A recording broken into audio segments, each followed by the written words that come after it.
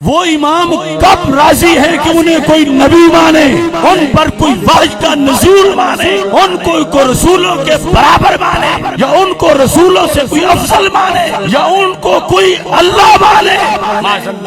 قادیانی ایک نبی مانے تو مرتد اور کافر، ایک طرف وہ بغض والے کے گالیاں نکالے، دوسری طرف وہ اندھی محبت والے کے انہیں نبی یا اللہ مانے، اور تیسرا درمیان کا راستہ کہ وہ مانے جو قرآن نے منوایا ہے، مطہر، معظم، معطر، منور، مقدس، معزز، لفظی تقریر کر کے انہیں نبی کہہ رہا ہے، امام کے لفظ میں چھپا کے جو ان کی تقریریں نہ سنتے ہیں سر دھن رہے ہیں، اور ادھر پھر تاجدار ختم نبوت صلی اللہ علیہ وسلم زندہ باد کا نعرہ بھی لگا لیتے ہیں، اور ادھر ان کے چاول بھی جا کے کھا لیتے ہیں۔ ان 12 کی امامت کا انکار نہیں، ہر سنی 12 اماموں کو مانتا ہے۔ اگر امامت کا کیا مانا؟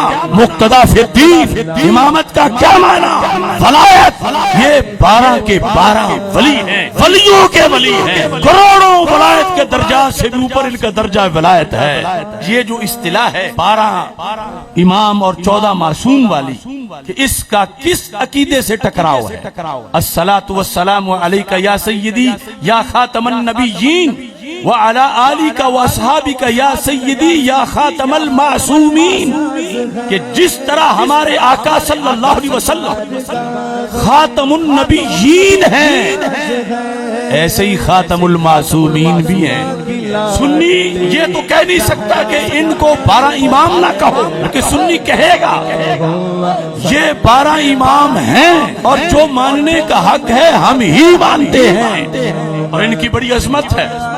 امام محمد باقر رضی اللہ تعالی عنہ نے اس پر مناظرہ کیا کہ ہم اولاد نبی علیہ الصلوۃ والسلام۔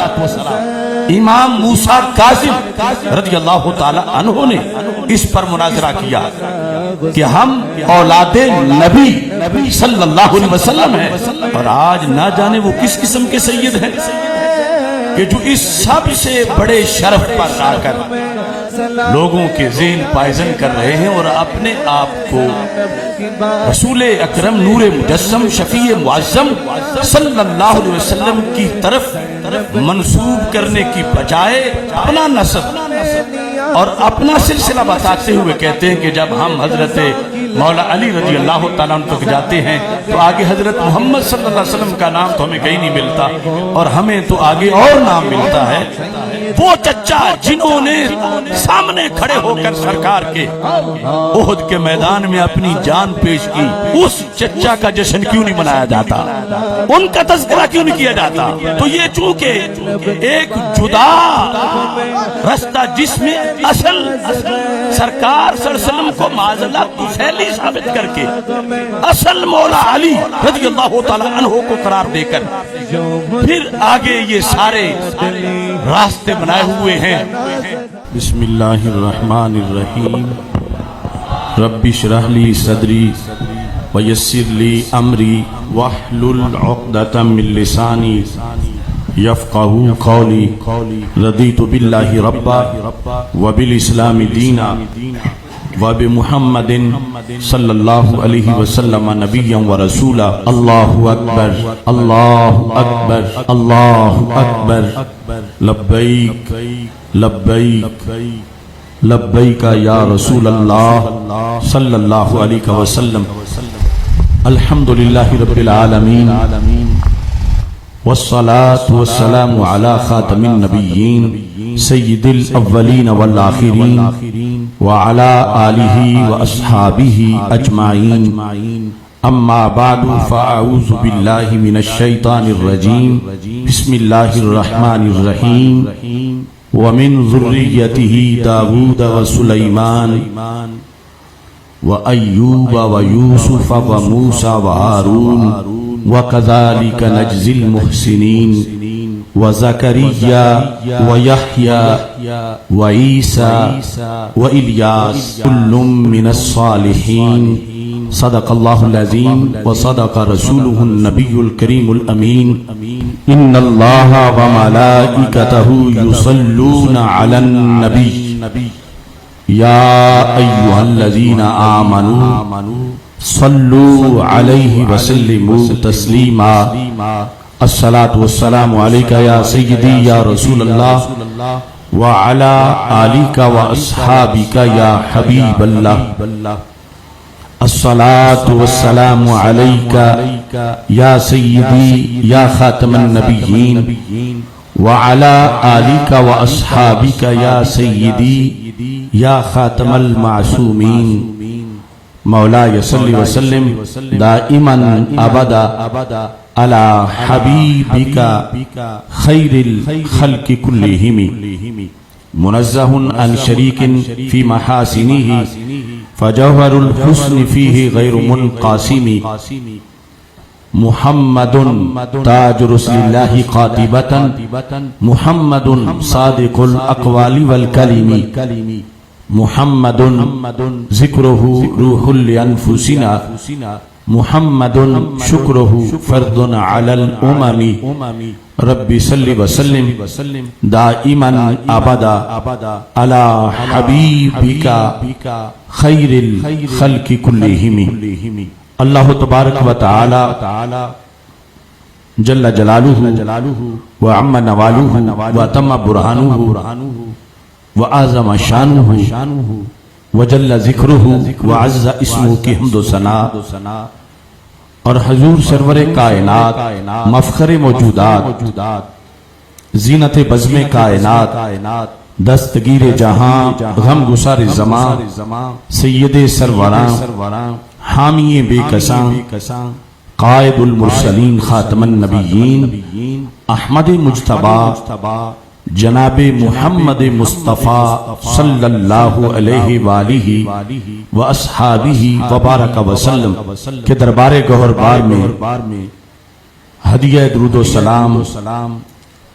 عرض کرنے کے بعد خدایا بحق بنی فاطمہ کے برقول ایمان کنی خاتمہ اگر دعوتم رد کنی ور قبول منو دستو دامان آل رسول صلی اللہ علیہ وسلم السلام علیکم ورحمت اللہ وبرکاتہ رب ذوالجلال کے فضل اور توفیق سے تحریک لبیک یا رسول اللہ صلی اللہ علیہ وسلم اور تحریک صراط مستقیم کے زیر اہتمام مرکز صراط مستقیم تاج باغ لاہور کے اندر عظیم الشان ائمہ اہل بیت اطہار رضی اللہ تعالی عنہم کانفرنس انعقاد پذیر ہے۔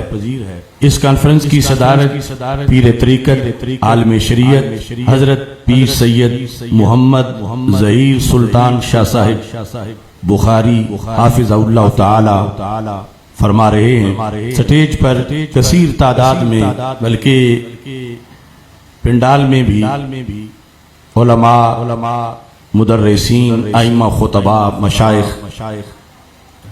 جلوہ گر ہیں۔ تحریک لبیک اسلام کے مرکزی امیر صاحبزادہ پیر محمد امین اللہ نبیل سیالوی صاحب، ڈاکٹر محمد عبد الرشید مصطفی صاحب، پیر محمد اسحاق الوری صاحب اور تحریک لبیک یا رسول اللہ صلی اللہ علیہ وسلم کے مرکزی رہنما علامہ محمد عبد الرشید اویسی صاحب، مرکزی جامعہ محمدیہ نوریہ رضویہ بکی شریف کے فاضل اور سابق مدرس مفتی محمد مستنصر جاوید جلالی صاحب اور آزاد کشمیر میں سے تشریف لائے ہوئے تحریک لبیک یا رسول اللہ صلی اللہ علیہ وسلم آزاد کشمیر کے امیر مفتی محمد عمران رضا شیرازی صاحب، مجاہد اہل سنت حضرت پروفیسر محمد ضیاء المصطفیٰ منور صاحب، منڈی بہاؤالدین بھکی شریف سے تشریف لائے ہوئے قاری محمد سکندر حیات جلالی صاحب کثیر تعداد میں علماء و مشائخ موجود ہیں۔ میری دعا ہے خالق کائنات جل جلالہ ہم سب کی اس کاوش کو اپنے دربار میں قبول فرمائے۔ اس کانفرنس کا پس منظر یقیناً آپ جانتے ہیں، عبد الرحمن سلفی نامی ناہنجار اور شیطان صفت انسان نے ائمہ اہل بیت اطہار رضوان اللہ علیہم اجمعین کے خلاف زبان درازی کی۔ ان لفظوں میں کوئی ایسا لفظ نہیں ہے کہ جسے ہم اپنی زبان پہ لا سکیں۔ معاذ اللہ اس کمینے نے ننگی گالیاں ان نفوس قدسیہ کو دیں کہ جن کی تطہیر اور جن کی عظمت کے قصیدے قرآن مجید میں موجود ہیں۔ کیونکہ ہم اہل سنت و جماعت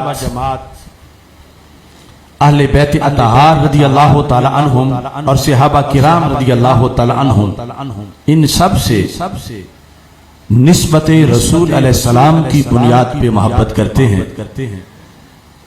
ان دوسرے لفظوں میں مطلب یہ ہے کہ اہل بیت اطہار رضی اللہ تعالی عنہم کے ہر فرد کی محبت اور عقیدت دل میں ہو تو تبھی عشق رسول صلی اللہ علیہ وسلم مکمل ہوتا ہے، اور صحابہ کرام رضی اللہ تعالی عنہم میں سے ہر فرد کی عقیدت اور محبت دل میں ہو تب ہی عشق رسول صلی اللہ علیہ وسلم کی تکمیل ہوتی ہے۔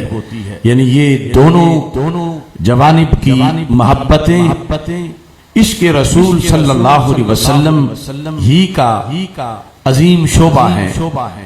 تو جو بھی کلمہ گو ہے اللہ کی وحدانیت اور رسول اکرم نور مجسم شفیع معظم صلی اللہ علیہ وسلم کی رسالت پر یقین رکھتا ہے، اس کا ایمان تب ہی باقی رہتا ہے کہ جس وقت وہ رسول پاک صلی اللہ علیہ وسلم کی ہر نسبت کا ادب و احترام کرتا ہے اور آخری سانس تک اس عقیدے پر برقرار رہتا ہے۔ ائمہ اہل بیت اطہار رضی اللہ تعالی عنہم کے لحاظ سے کئی باتیں ہیں جو کہ علماء کے لیے بھی ضروری ہیں، عوام کے لیے بھی ضروری ہیں۔ کوئی بھولے سے بھی یہ نہ کہے کہ یہ ان کے امام ہیں۔ ائمہ اہل بیت اطہار رضی اللہ تعالی عنہم غیروں کے نہیں اہل سنت کے امام ہیں، اور ان کی شان وراء الورا ہے۔ کوئی یہ نہ کہے کہ انہیں ہم بھی مانتے ہیں، بلکہ یہ کہو کہ ہم ہی انہیں مانتے ہیں، کہ جو ماننا قرآن و سنت کے حکم کے مطابق ہے اور جس کی بنیاد پر بندے کی قسمت بیدار ہوتی ہے، قسمت چمکتی ہے، اور قیامت کے دن رب ذوالجلال کی طرف سے وہ انعامات کا مستحق بنتا ہے۔ اہل بیت اطہار رضوان اللہ علیہم اجمعین کے یہ نفوس قدسیہ، ان میں سب سے پہلے تو ان کی جو سب سے بڑی شان ہے اس کا اجمالی تذکرہ کرنا چاہتا ہوں کہ ان کی سب سے بڑی شان یہ ہے کہ یہ اولاد رسول صلی اللہ علیہ وسلم، ذریت رسول صلی اللہ علیہ وسلم، خانوادہ رسول صلی اللہ علیہ وسلم۔ اس سلسلہ کے اندر ماضی میں جھگڑے بھی ہوئے کہ کچھ لوگوں نے کہا کہ یہ اولاد علی رضی اللہ تعالی عنہ تو ہیں مگر اولاد رسول صلی اللہ علیہ وسلم نہیں، معاذ اللہ۔ لیکن ہم اہل سنت و جماعت یقیناً اولاد علی تو مانتے ہی ہیں ان کو، مگر ان کی اس سے بھی بڑی شان یہ ہے کہ یہ اولاد رسول صلی اللہ علیہ وسلم ہے، اور یہ ذریت رسول صلی اللہ علیہ وسلم۔ اور آج بھی اس بات کو سب سے پہلے قرآن و سنت سے ثابت کرنے کی ضرورت ہے، کیونکہ اس وقت ایک نیا فتنہ جنم لے چکا ہے، اور وہ فتنہ بھی چھوٹا فتنہ نہیں کہ جو اپنا سید ہونے کے دعوے دار ہونے کے ساتھ جب اپنا نسب بیان کرتے ہیں تو وہ اوپر جا کے ذات رسول صلی اللہ علیہ وسلم سے اپنے آپ کو منسوب نہیں کرتے، بلکہ وہ ابو طالب کے ساتھ اپنا نسب جوڑتے۔ آپ نے سنا ہوگا گجرات کے قریب ایک بوکن جگہ ہے، وہاں کا ایک شخص جو ہے وہ ایسی تقریر کر رہا تھا، کبھی اس بات پہ جھگڑا تھا کہ اہل بیت رضی اللہ تعالی عنہم کو کہا جاتا تھا تم اولاد علی ہو، تم اولاد رسول علیہ السلام نہیں۔ تو امام زین العابدین دلائل دیتے تھے نہیں، اولاد علی تو ہیں لیکن ہم اولاد نبی بھی ہیں۔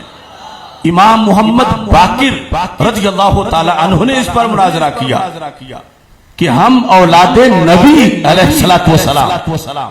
امام موسیٰ کاظم رضی اللہ تعالی عنہ نے اس پر مناظرہ کیا کہ ہم اولاد نبی صلی اللہ علیہ وسلم ہیں۔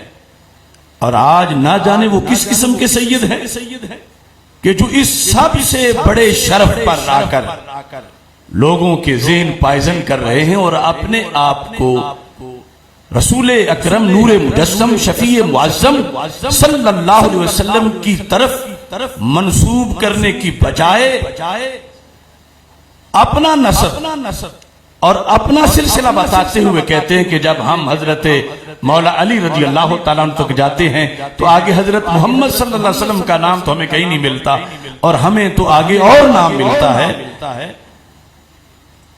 جس طرح وہ عباسی خلیفے جو اہل بیت رضی اللہ تعالی عنہم کو تانے کے طور پر کہتے تھے کہ تم اولاد نبی نہیں ہو تو وہ غلطی کر رہے تھے، ایسے ہی آج اس طرح کے سید کہ جو اولاد نبی ہونے کے اعزاز کو چھوڑ کر اولاد ابی طالب ہونے کے لیے وہ کوشاں ہیں اور اس طرح کی تقریریں کر رہے ہیں۔ اس سلسلہ پر میں چند حوالہ جات پیش کر کے اور ان مناظروں کی چند دلیلیں پیش کر کے اپنی گفتگو کو آگے بڑھاؤں گا کہ ائمہ اہل بیت اطہار رضی اللہ تعالی عنہم کی جو سب سے بڑی شان ہے وہ یہ ہے کہ یہ اولاد رسول صلی اللہ علیہ وسلم، پھر اولاد سیدہ فاطمہ ہیں، اولاد مولا علی یقیناً رضی اللہ تعالی عنہ ہیں، لیکن ان کا اس سے جو بڑا شرف ہے وہ شرف اولاد رسول صلی اللہ علیہ وسلم ہونا ہے۔ اس سلسلہ کے اندر پہلے چند تاریخی حقائق المختار من مناقب الاخیار امام ابن الاسیر جزری 606 ہجری جن کی تاریخ وفات ہے، انہوں نے اپنی کتاب کے اندر یہ جلد نمبر 3 میں لکھا ہے کہ جو عباسی خلیفہ حکمران ہارون الرشید تھا اتا قبر النبی صلی اللہ علیہ وسلم، وہ رسول اکرم نور مجسم شفیع معظم صلی اللہ علیہ وسلم کے روضہ پاک پہ آیا زائر لہو وحولہ قریش، زیارت کے لیے حاضر ہوا اور پھر سلطنت کے جو وزراء تھے بڑے بڑے حضرات وہ ساتھ تھے، وَمَعَهُ مُوسَى بْنُ جعفر، اور ائمہ اہل بیت رضی اللہ تعالی عنہم میں سے حضرت امام موسیٰ کاظم رضی اللہ تعالی عنہ بھی ساتھ تھے۔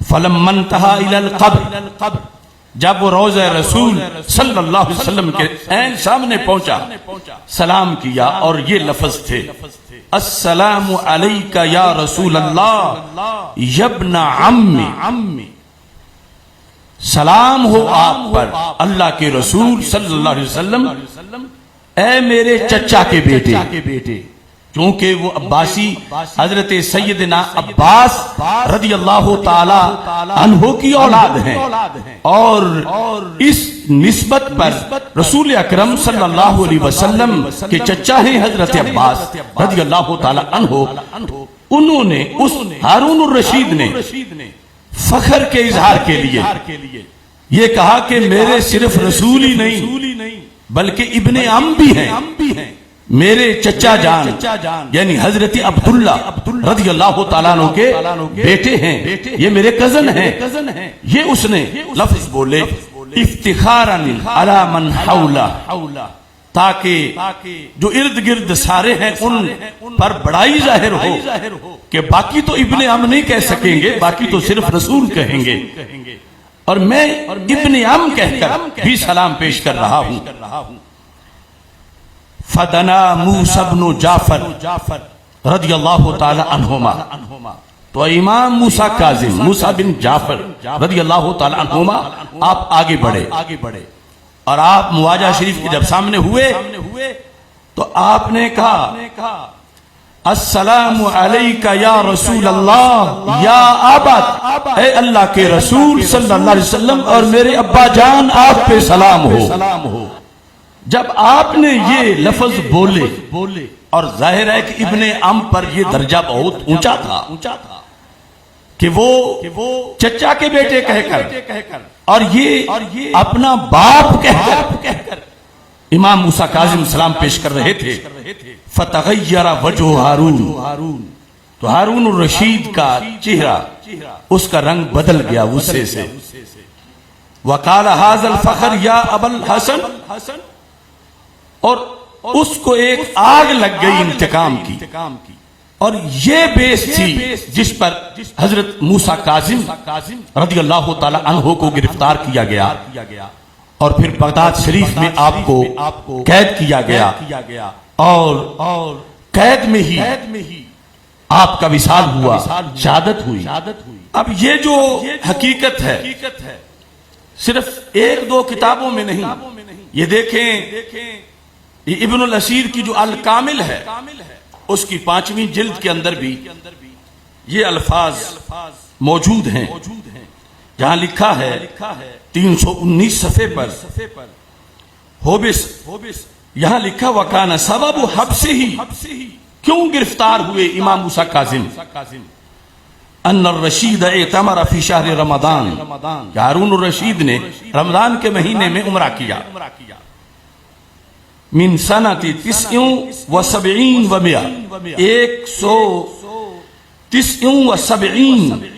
179 ہجری کے اندر اس نے جس وقت عمرہ کیا، فلما عاد الى المدینہ علی ساکنہ الصلاۃ والسلام، جب مدینہ منورہ آیا، داخل الى قبر النبی صلی اللہ علیہ وسلم یزورہ، تو رسول اکرم نور مجسم شفیع معظم صلی اللہ علیہ وسلم کی قبر پر نور کی زیارت کے لیے وہ آگے بڑھا۔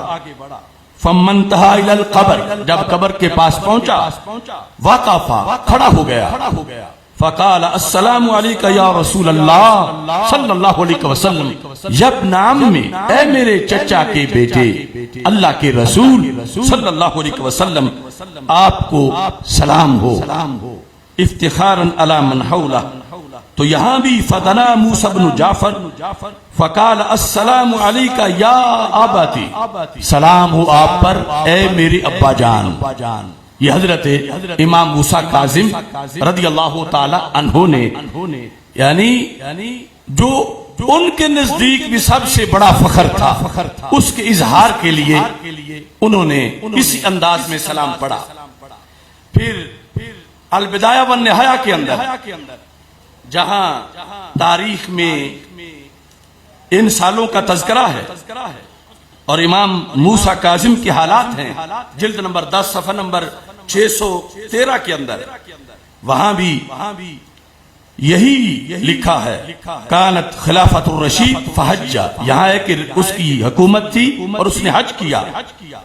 فلما دخل لیسلم علی قبر النبی صلی اللہ علیہ وسلم ومعه موسیٰ بن جعفر الکاظم، فقال الرشید السلام علیکہ یا رسول اللہ یا ابن عم، فقال موسیٰ السلام علیکہ یا ابتی۔ ایسے ہی اسی حقیقت کو صفات الصفوہ کے اندر بھی بیان کیا گیا۔ یہی حقیقت تاریخ بغداد میں خطیب بغدادی نے جلد نمبر 13 کے اندر بھی اس کو بیان کیا، اور یہ سارے لفظ لکھے ایسے ہی حلیۃ الاولیاء کے اندر اور دیگر بہت سے حوالہ جات اس کے موجود ہیں. اب میں اختصار سے وہ سارے پیش نہیں کر رہا.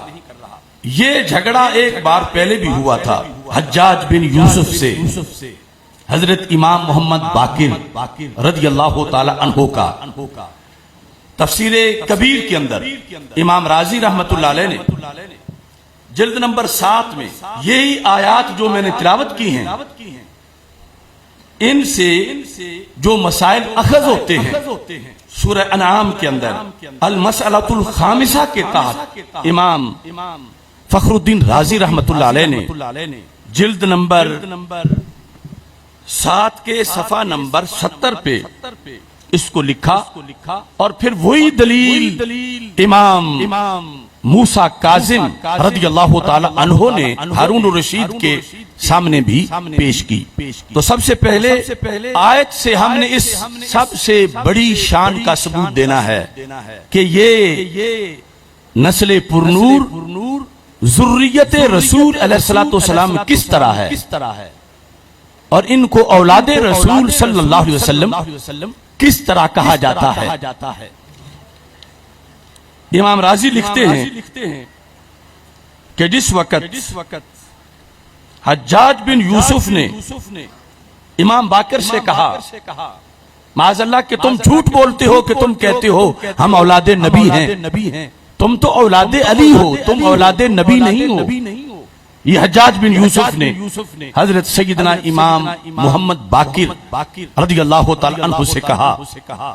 تو امام باقر نے کہا میں قرآن سے ثابت کرتا ہوں کہ اولاد علی تو ہم ہیں ہی, لیکن جس پہ جھگڑا ہے کہ تم ہمیں اولاد نبی نہیں مانتے, ہم اپنے آپ کو اولاد نبی کہتے ہیں, تو میں تمہیں قرآن سے ثابت کر کے دکھاتا. تو اس انداز میں انہوں نے ثابت کیا.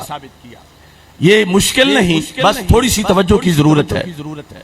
یہاں ہے کلن ہدینا ونوحا ہدینا من قبل, یہ پہلے ذکر ہے. ہم نے ہر ایک کو ہدایت دی اور حضرت نوح علیہ السلام کو ہم نے اس سے پہلے ہدایت دی. اس کے بعد ہے وَمِن ذُرِّيَّتِهِ وَمِن ذُرِّيَّتِهِ, اس ضمیر کا مرجع حضرت نوح علیہ السلام ہے جو کہ قریب واقع ہیں.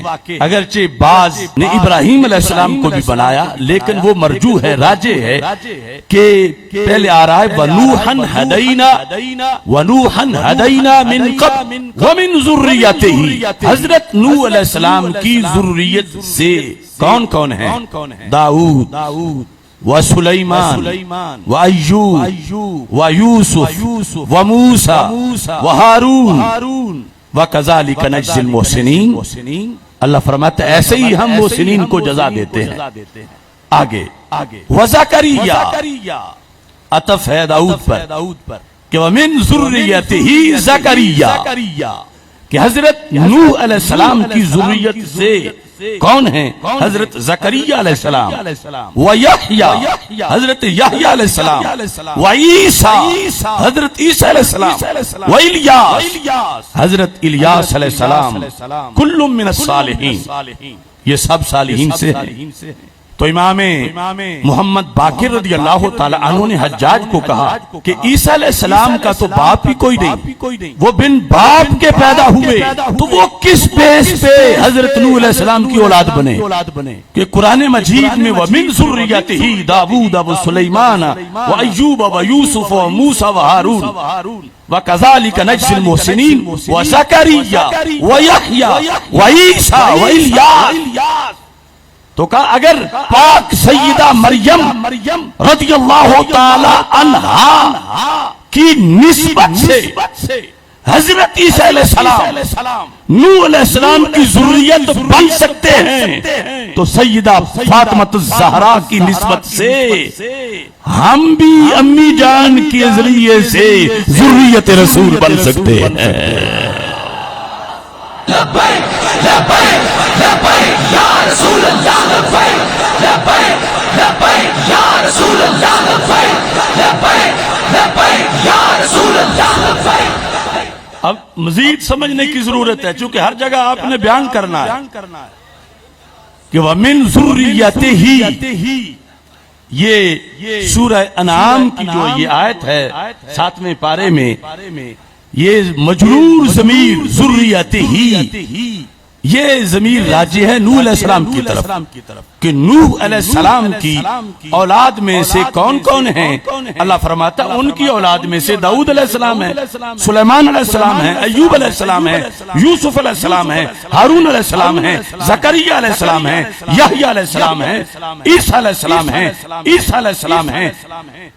تو یہ قطعی ہے، قرآن جھگڑا کر رہا تھا حجاج کہ نسب تو باپ کی طرف سے ہوتا ہے اور تمہارے باپ علی ہیں، تم اولاد علی ہو، تم اولاد نبی نہیں، کیونکہ نبی کی بیٹی تو سیدہ فاطمہ ہے اور وہ تمہاری ماں ہے، اور امی کی طرف سے نسب ثابت نہیں ہوتا، باپ کی طرف سے ہوتا ہے، جو باپ ہو ان کی ذریت اور اولاد کہا جاتا ہے، لہذا تم اولاد علی تو ہو، اولاد نبی نہیں ہو، معاذ اللہ۔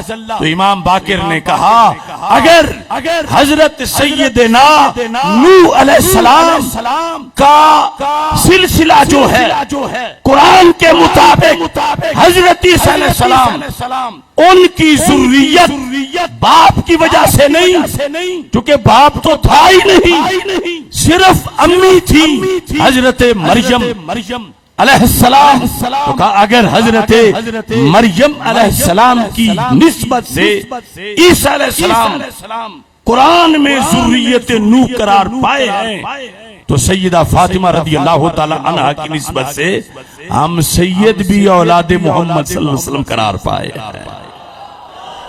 لہذا امام راضی بھی یہاں لکھتے ہیں، میں نے سب سے پہلے یہ دلیل بغداد شریف میں پڑھی تھی، مکتبہ قادریہ حضرت غوث پاک رضی اللہ تعالیٰ عنہ کی دہلیز پر، میری بغداد شریف کی جو نوٹ بک ہے اس پر حوالوں میں یہ حوالہ بھی لکھا ہوا ہے۔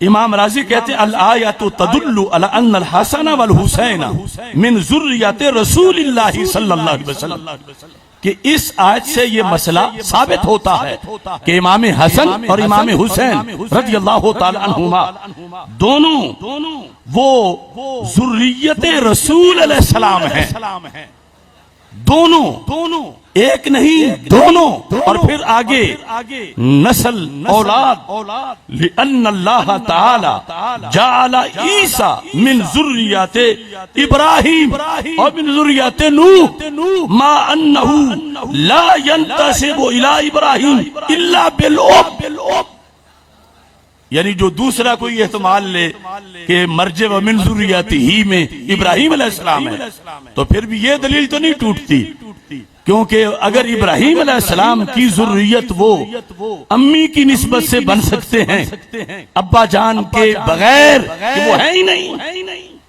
تو کہتے ہیں فَكَذَلِكَ الْحَسَنُ وَالْحُسَيْنُ مِنْ ذُرِّيَّةِ رَسُولِ اللَّهِ صلی اللہ علیہ وسلم، یہ بھی ذریت رسول علیہ السلام سے ہے، اور آگے پھر ساری اولاد جو ہے وہ ذریت رسول علیہ السلام سے ہے۔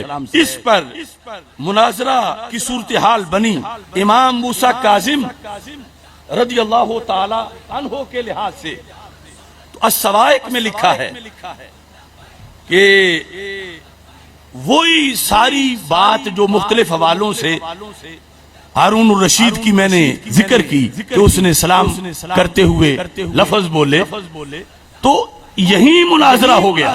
السوائق کے اندر یہ حوالہ موجود ہے 360 صفحے پر، لکھا ہے وَسَأَلَهُ الرشید، سوال کیا امام موسیٰ کاظم رضی اللہ تعالی عنہ سے ہارون الرشید نے، کیف قلتم ان ذریت رسول اللہ صلی اللہ علیہ وسلم، تم یہ کیسے کہتے ہو کہ تم ذریت رسول علیہ السلام ہو، یہ تم کیسے کہتے ہو؟ کہنے لگا وَأَنْتُمْ أَبْنَاءُ عَلِيٍّ رضی اللہ تعالیٰ عنہ، تم تو ابناء علی ہو، یعنی مخالف یہ سمجھ رہا تھا کہ ابناء علی کہنے سے وہ شان تو نہیں ظاہر ہوگی نا جو ابناء نبی کہنے سے ہو رہی ہے، اور میں نے یبنا ام کہا اور انہوں نے فوراً یہ کہہ دیا کہ سلام ہو تجھ پر اے میرے ابا جان. تو اس نے کہا تم تو ابنائے علی ہو, ذریت علی ہو, اولاد علی ہو رضی اللہ تعالیٰ عنہم, اور تم کیسے کہتے ہو کہ ہم اولاد رسول صلی اللہ علیہ وسلم ہیں.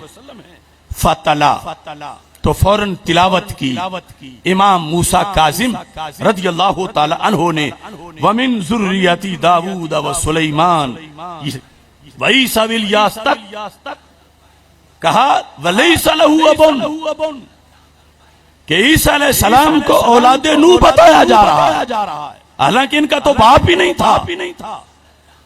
تو جب بغیر باپ کی نسبت کے محض امی جان کے لحاظ سے وہ اولاد نوح علیہ السلام یا اولاد ابراہیم علیہ السلام بن سکتے ہیں, تو ہم بھی اپنی امی جان کی نسبت سے اولاد رسول علیہ السلام بن سکتے ہیں.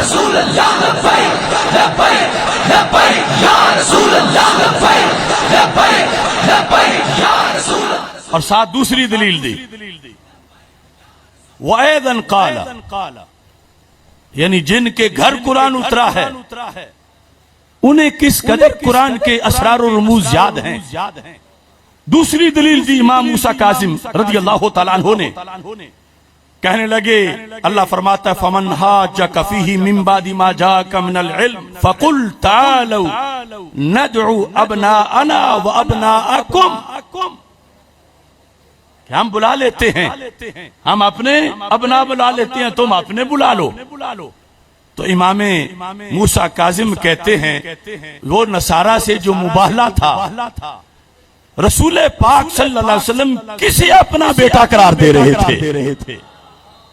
ابنا انا بزبان قرآن کنہیں کہا جا رہا تھا, اور کہا کہ رسول پاک صلی اللہ علیہ وسلم کے ساتھ جب حضرت مولا علی, حضرت سیدہ فاطمہ رضی اللہ تعالی عنہما, اور پھر حضرت امام حسن اور حضرت امام حسین رضی اللہ تعالی عنہما موجود تھے, تو کہتے فکان الحسن والحسین ہما الابنا, یہ دو ذاتیں ہیں جنہیں ابنانا کہا جا رہا تھا.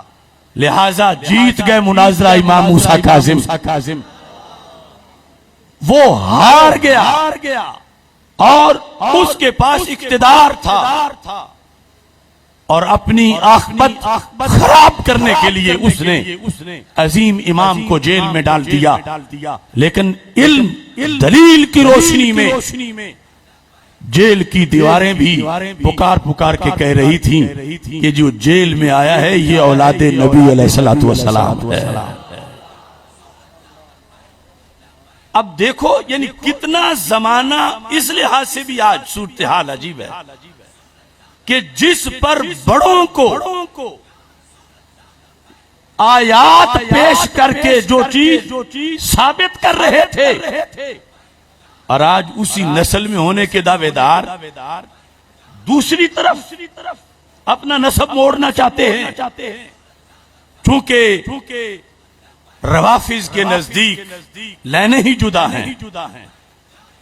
وہ کہتے فرشتے کو غلطی ہوئی تھی, واحد تو لانی مولا علی رضی اللہ تعالیٰ عنہ پر تھی.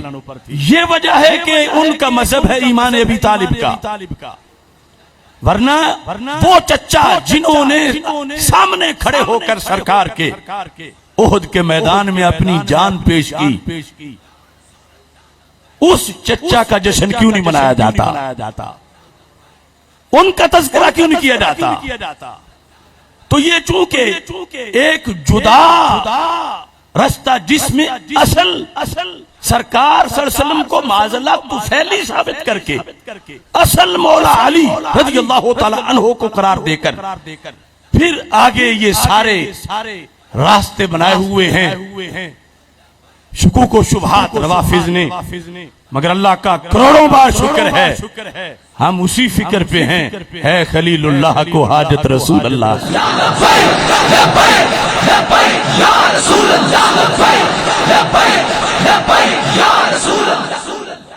ابھی یہ ائمہ ان کی عظمت دیکھیے. ہمارے سیاستہ میں یہ ابن ماجہ اس میں ایک سند ہے، وہ سند مقدمہ میں ہے، ابن ماجہ کے مقدمہ میں، حدیث نمبر 65۔ ابو سلط ہروی وہ کہتے ہیں حدثنا علی بن موسیٰ الرضا، یہ امام علی رضا جو ہیں، حدثنا علی بن موسیٰ الرضا ان ابیہ،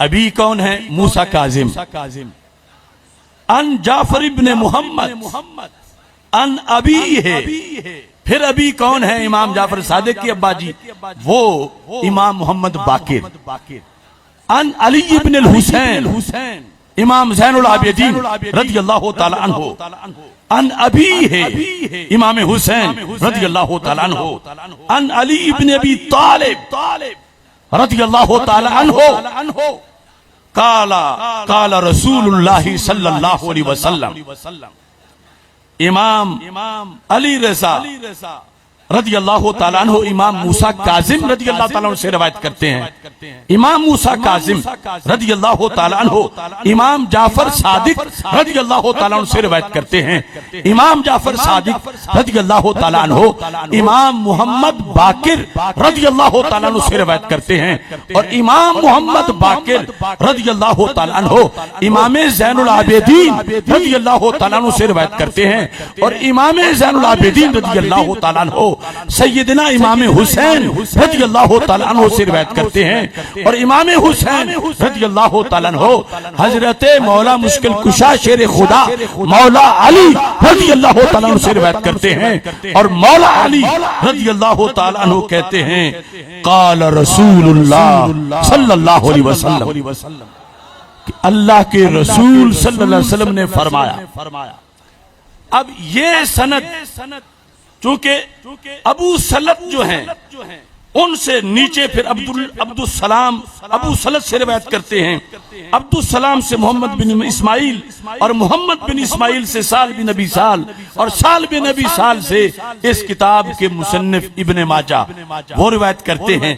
تو یعنی یہ جو ابو سلط ہیں یہ سادات کی سند کے حامل ہیں، وارث ہیں، سیدوں کے شاگرد ہیں۔ انہوں نے اپنا ایک تجربہ اسی حدیث کے آخر میں ذکر کیا ہے جو ابن ماجہ میں موجود ہے۔ قال ابو سلط، ابو سلط نے کہا، ابو سلط کون ہیں؟ جو امام علی رضا کے شاگرد ہیں اور امام موسیٰ کاظم کے پوتا شاگرد ہیں۔ وہ ابو سلط کہتے ہیں لو قرئ ھذا الاسناد علی مجنون لبرا، یہ جو سند ہے ائمہ اہل بیت والی، اگر یہ سند کسی پاگل پہ پڑی جائے تو اس کا پاگل پن دور ہو جاتا ہے۔ رسول اللہ لبیک لبیک لبیک یا رسول اللہ لبیک لبیک لبیک یا رسول اللہ لبیک لبیک لبیک یا رسول اللہ۔ یعنی ان ناموں میں کتنی برکت ہے، ان ناموں کے اندر کتنی عظمت ہے، اور پھر یہ یاد ہونی چاہیے دم کے لحاظ سے اگر پاگل پن دور ہو سکتا ہے تو باقی بیماریاں بھی دور ہو سکتی ہیں۔ اور بندہ ناچیز کو شیخ عبدالکریم محمد المدرس البغدادی قدس سر العزیز نے بغداد شریف سے جو اذن دیا اس کے دم کا، وہ لائیو میں سب کو اذن دے رہا ہوں کہ یہ سند زبانی یاد کر کے جس میں امام علی رضا ان موسیٰ کاظم ان جعفر صادق ان محمد باقر ان زین العابدین ان الحسین ان علی رضی اللہ تعالیٰ عنہ قال رسول اللہ صلی اللہ علیہ وسلم، کہ اس کے اندر یعنی ان ناموں میں اتنی برکت ہے، تو جن کے نام میں اتنی برکت ہو کام میں کتنی برکت ہوگی۔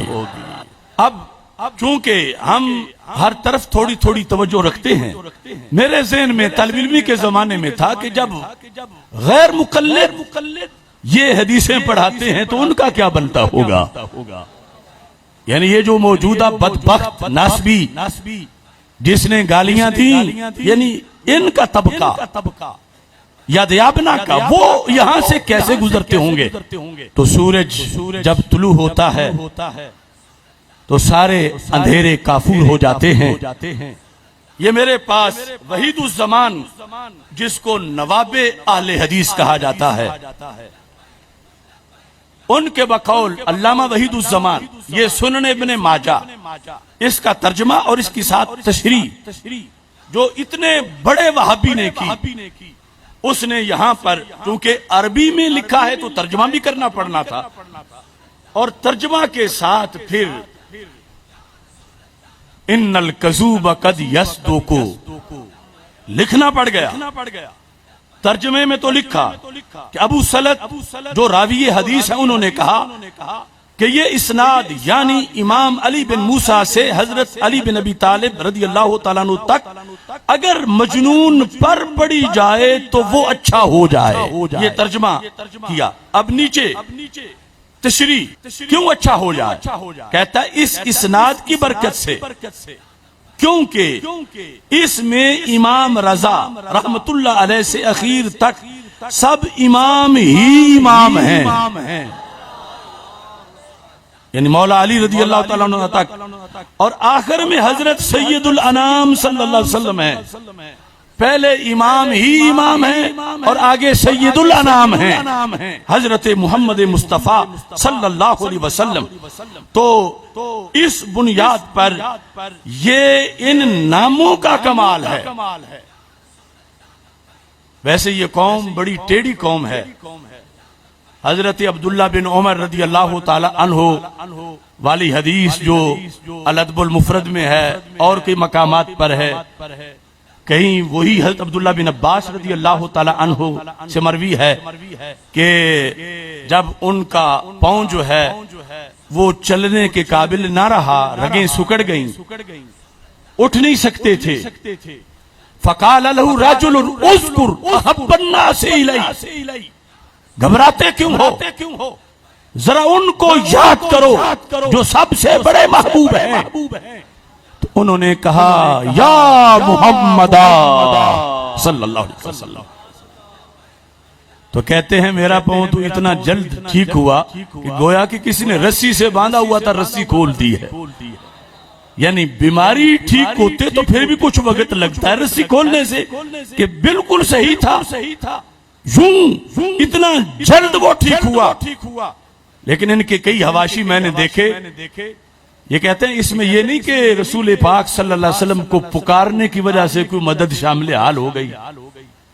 کہتے ہیں اصل میں طب میں یہ ہے کہ جو پیارا لگتا ہو اس کا نام لیں تو خون میں حرارت آ جاتی ہے، یعنی اتنا واضح بھی ان سے مانا نہیں جاتا۔ تو میں نے کہا حرارت بھی تب ہی آتی ہے جب کوئی امام محمد رضا بریلوی کے مسلک پر آج ہو۔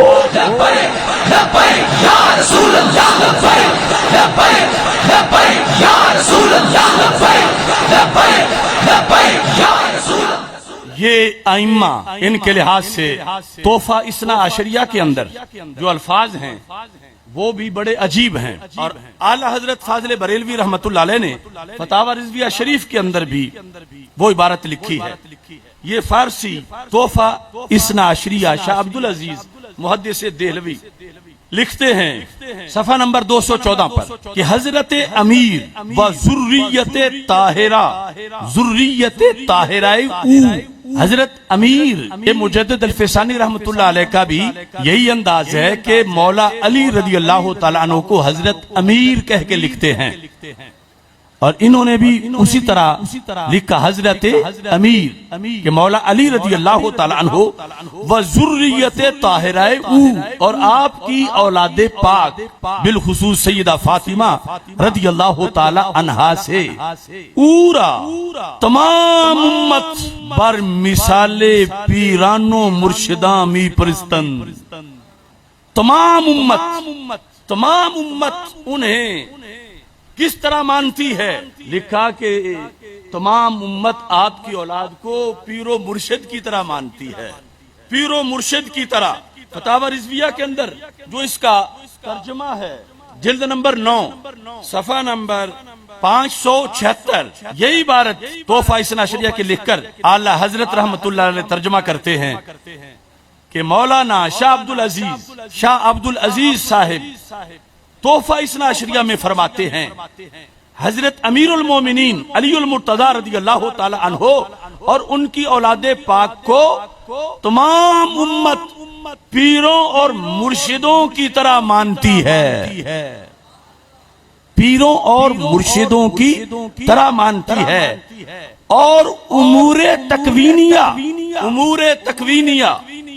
یہ اب جو بعد کی نسل ہے اسماعیل دہلوی اور پھر آگے جو ویسے تو شاہ عبد العزیز انہیں اپنے اکابر قرار دیتے ہیں، لیکن شاہ عبد العزیز کا عقیدہ کیا ہے؟ وہ یہ لکھ رہے ہیں کہ وہ امور تکوینیہ را بعیشاں و بستمیدانت کہ ساری امت امور تکوینیہ کو حضرت مولا علی رضی اللہ تعالی عنہ کی نسل کے ان ائمہ طاہرین سے وابستہ مانتے ہیں۔ امور تکوینیہ یہ ساری ہے حاجت روائی، یہ ہے مشکل کشائی، تکوین کہ کہتے ہیں ہو جا تو ہو جاتا ہے، امور تکوینیہ کو ان سے وابستہ مانتے ہیں، اور ساتھ و فاتحہ و درود و صدقات و نظر و منت بنام ایشاں رائج و معمول گردیدہ۔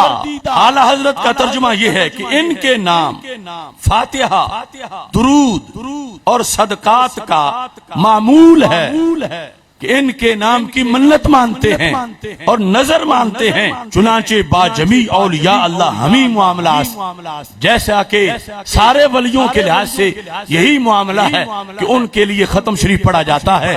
تو ایک طرف تو جو غیر مقلدین سارے اپنا علمی رشتہ ان کے ساتھ قائم کرنے کی کوشش کرتے ہیں، انہیں توبہ کرنی چاہیے اپنی موجودہ سوچ سے اور پلٹ کر ختم درود والا وہ شاہ عبد العزیز کا فتویٰ حاجت روائی مشکل کشائی جو اولاد علی رضی اللہ تعالی عنہ نے فرمائی اس کو اختیار کرنا پڑے گا، اور دوسری طرف عظمت اور برکت کے لحاظ سے یہ بات واضح ہوئی کہ رب ذوالجلال نے ان ائمہ طاہرین رضی اللہ تعالی عنہم کو اتنی برکت سے نوازا ہے کہ جہاں یہ دفن ہیں، جہاں ان کے قدم لگے، خود جہاں جلوہ گر ہوئے وہ مقامات رہے، صرف ان کا نام لینے والا بشرطے کہ ہو معتقد اور ہو صحیح العقیدہ تو رب ذوالجلال ان کی نام سے بھی مشکلیں ٹال دیتا ہے۔ اب اس پر آگے دلائل کا ایک طویل سلسلہ ہے، لیکن اس سے پہلے یہ بات ہے یہ ہیں کون کون، انہیں امام ماننے کا معنی کیا ہے، ہم کیا مانتے ہیں، دوسرے کیا مانتے ہیں۔ ہم انہیں امام مانتے ہیں تو ختم نبوت کا انکار نہیں ہوتا، مگر بڑے افسوس سے کہنا پڑتا ہے دوسرے جب انہیں امام مانتے ہیں تو انہیں نبی مانتے ہیں۔ ہمارے سامنے ہوگا گزشتہ سال سندھ اسمبلی میں ناصر حسین رافضی نے سیدہ فاطمہ رضی اللہ تعالی عنہا کے لحاظ سے قرارداد پیش کرتے ہوئے کہا کہ سیدہ فاطمہ رضی اللہ تعالی عنہا جو کہ ام الانبیاء ہیں یعنی نبیوں کی ماں، یہ اسمبلی کے ریکارڈ پہ آج بھی موجود ہے، نبیوں کی ماں۔ تو یہ ہے وہ حملہ کہ قادیانی ایک نبی مانے تو مرتد اور کافر، اور وہ کون سے نبی ہیں کہ سیدہ فاطمہ رضی اللہ تعالی عنہا جن کی امی جان ہیں، ظاہر ہے کہ جب سیدہ فاطمہ خود سرکار کے بعد ہیں تو پھر اولاد بھی بعد میں ہی، تو اس لیے یہ جاننا کہ امام کا معنی کیا ہے، ماننا ہے امام، مگر وہ نہیں ماننا کہ ختم نبوت پہ حملہ ہو جائے، وہ نہیں ماننا کہ قرآن کا انکار ہو جائے۔ یہ غوثوں کے غوث، یہ کتبوں کے کتب، ان کے مزارات کا ایریا بھی بڑے بڑے محدث ہاتھ باندھ کے پہنچے تو مشکلیں حل ہو گئی، مگر ان میں سے کوئی بھی مرتبہ نبوت پر نہیں تھا۔ وہ حضرت مولا علی ہو، حضرت امام حسن ہو، حضرت امام حسین ہو رضی اللہ تعالی عنہم، یا بعد کے ائمہ، ان کی شان فضیلتیں بہت بڑی ہیں، لیکن امامت یہاں پر نبوت کے معنی میں نہیں ہے۔ کس معنی میں ہے؟ آؤ چلے پھر گولڈا شریف چلتے ہیں، آؤ چلیں پھر بریلی شریف چلتے ہیں۔ اب دیکھیے اعلی حضرت کے 2 فتاوی ہر عالم کو وہ یاد ہونے چاہیے، پھر پتہ چلے گا کہ یہ جو اصطلاح ہے 12 امام اور 14 معصوم والی، کہ اس کا کس عقیدے سے ٹکراؤ ہے۔ اور میں نے خطبے میں جو پڑھا، یہ بھی سب سے درخواست ہے کہ یہ درود شریف اگر آپ سارے ہی پڑھنا شروع کر دیں تو پھر رفض کی جڑیں خود بخود کٹ جائیں۔ الصلاۃ والسلام علیک یا سیدی یا خاتم النبیین وعلی آلک واصحابک یا سیدی یا خاتم المعصومین، کہ جس طرح ہمارے آقا صلی اللہ علیہ وسلم خاتم النبیین ہیں، ایسے ہی خاتم المعصومین بھی ہیں۔ آپ کے بعد ولی ہیں، غوث ہیں، کتب ہیں، ابدال ہیں، کروڑوں شانوں والے ہیں، مگر آپ کے بعد کوئی معصوم نہیں انسانوں میں، کیونکہ آپ آخری معصوم ہیں، آپ آخری معصوم ہیں۔ اب دیکھیے اعلی حضرت فاضل بریلوی رحمت اللہ علیہ فتاوی رضویہ شریف جلد نمبر 29 کے اندر آپ نے اس حقیقت کو واضح لفظوں کے ساتھ امت مسلمہ کے سامنے رکھا۔ فاضل بریلوی رحمت اللہ علیہ جلد نمبر 29 کے 218 صفحے پر ارشاد فرماتے ہیں، اور یہ بہت سے سوالوں کا جواب ہے، اور اس میں آپ نے اہل سنت کے اندر کچھ لوگوں کی رائے کا بھی رد کیا۔ اصل ائمہ کے اس بات کی جو حدیث ہے وہ بخاری شریف میں ہے، اور بخاری شریف کے علاوہ پیر میر علی شاہ صاحب رحمت اللہ علیہ نے فتاوی مہریہ میں، وہ جن کی تصفیہ ہے ان کا ہی فتاوی مہریہ ہے، اس کے اندر آپ نے جب سوال کیا گیا کہ کیا 12 اماموں کی کوئی دلیل ہے، تو آپ نے فرمایا چنانچہ در بخاری بروایت جابر بن سمرہ آمدہ رضی اللہ تعالیٰ عنہ، اور اس کے بعد آپ نے سنن ابی داؤد کی حدیث پیش کی، پھر اس کے بعد مختلف احادیث جو ہیں وہ ذکر کی۔ تو بخاری میں یہ حدیث جو میں آپ کے سامنے پڑھنے والا ہوں، اس کے اندر حدیث نمبر 7222 عن جابر بن سمرہ قال سمعت النبی صلی اللہ علیہ وسلم یقول یکون 12 امیرا، کہ مستقبل میں 12 امیر ہوں گے، 12 امیر، اور ساتھ اگلی روایت میں کلہم من قریش، اور وہ قریش سے ہوں گے۔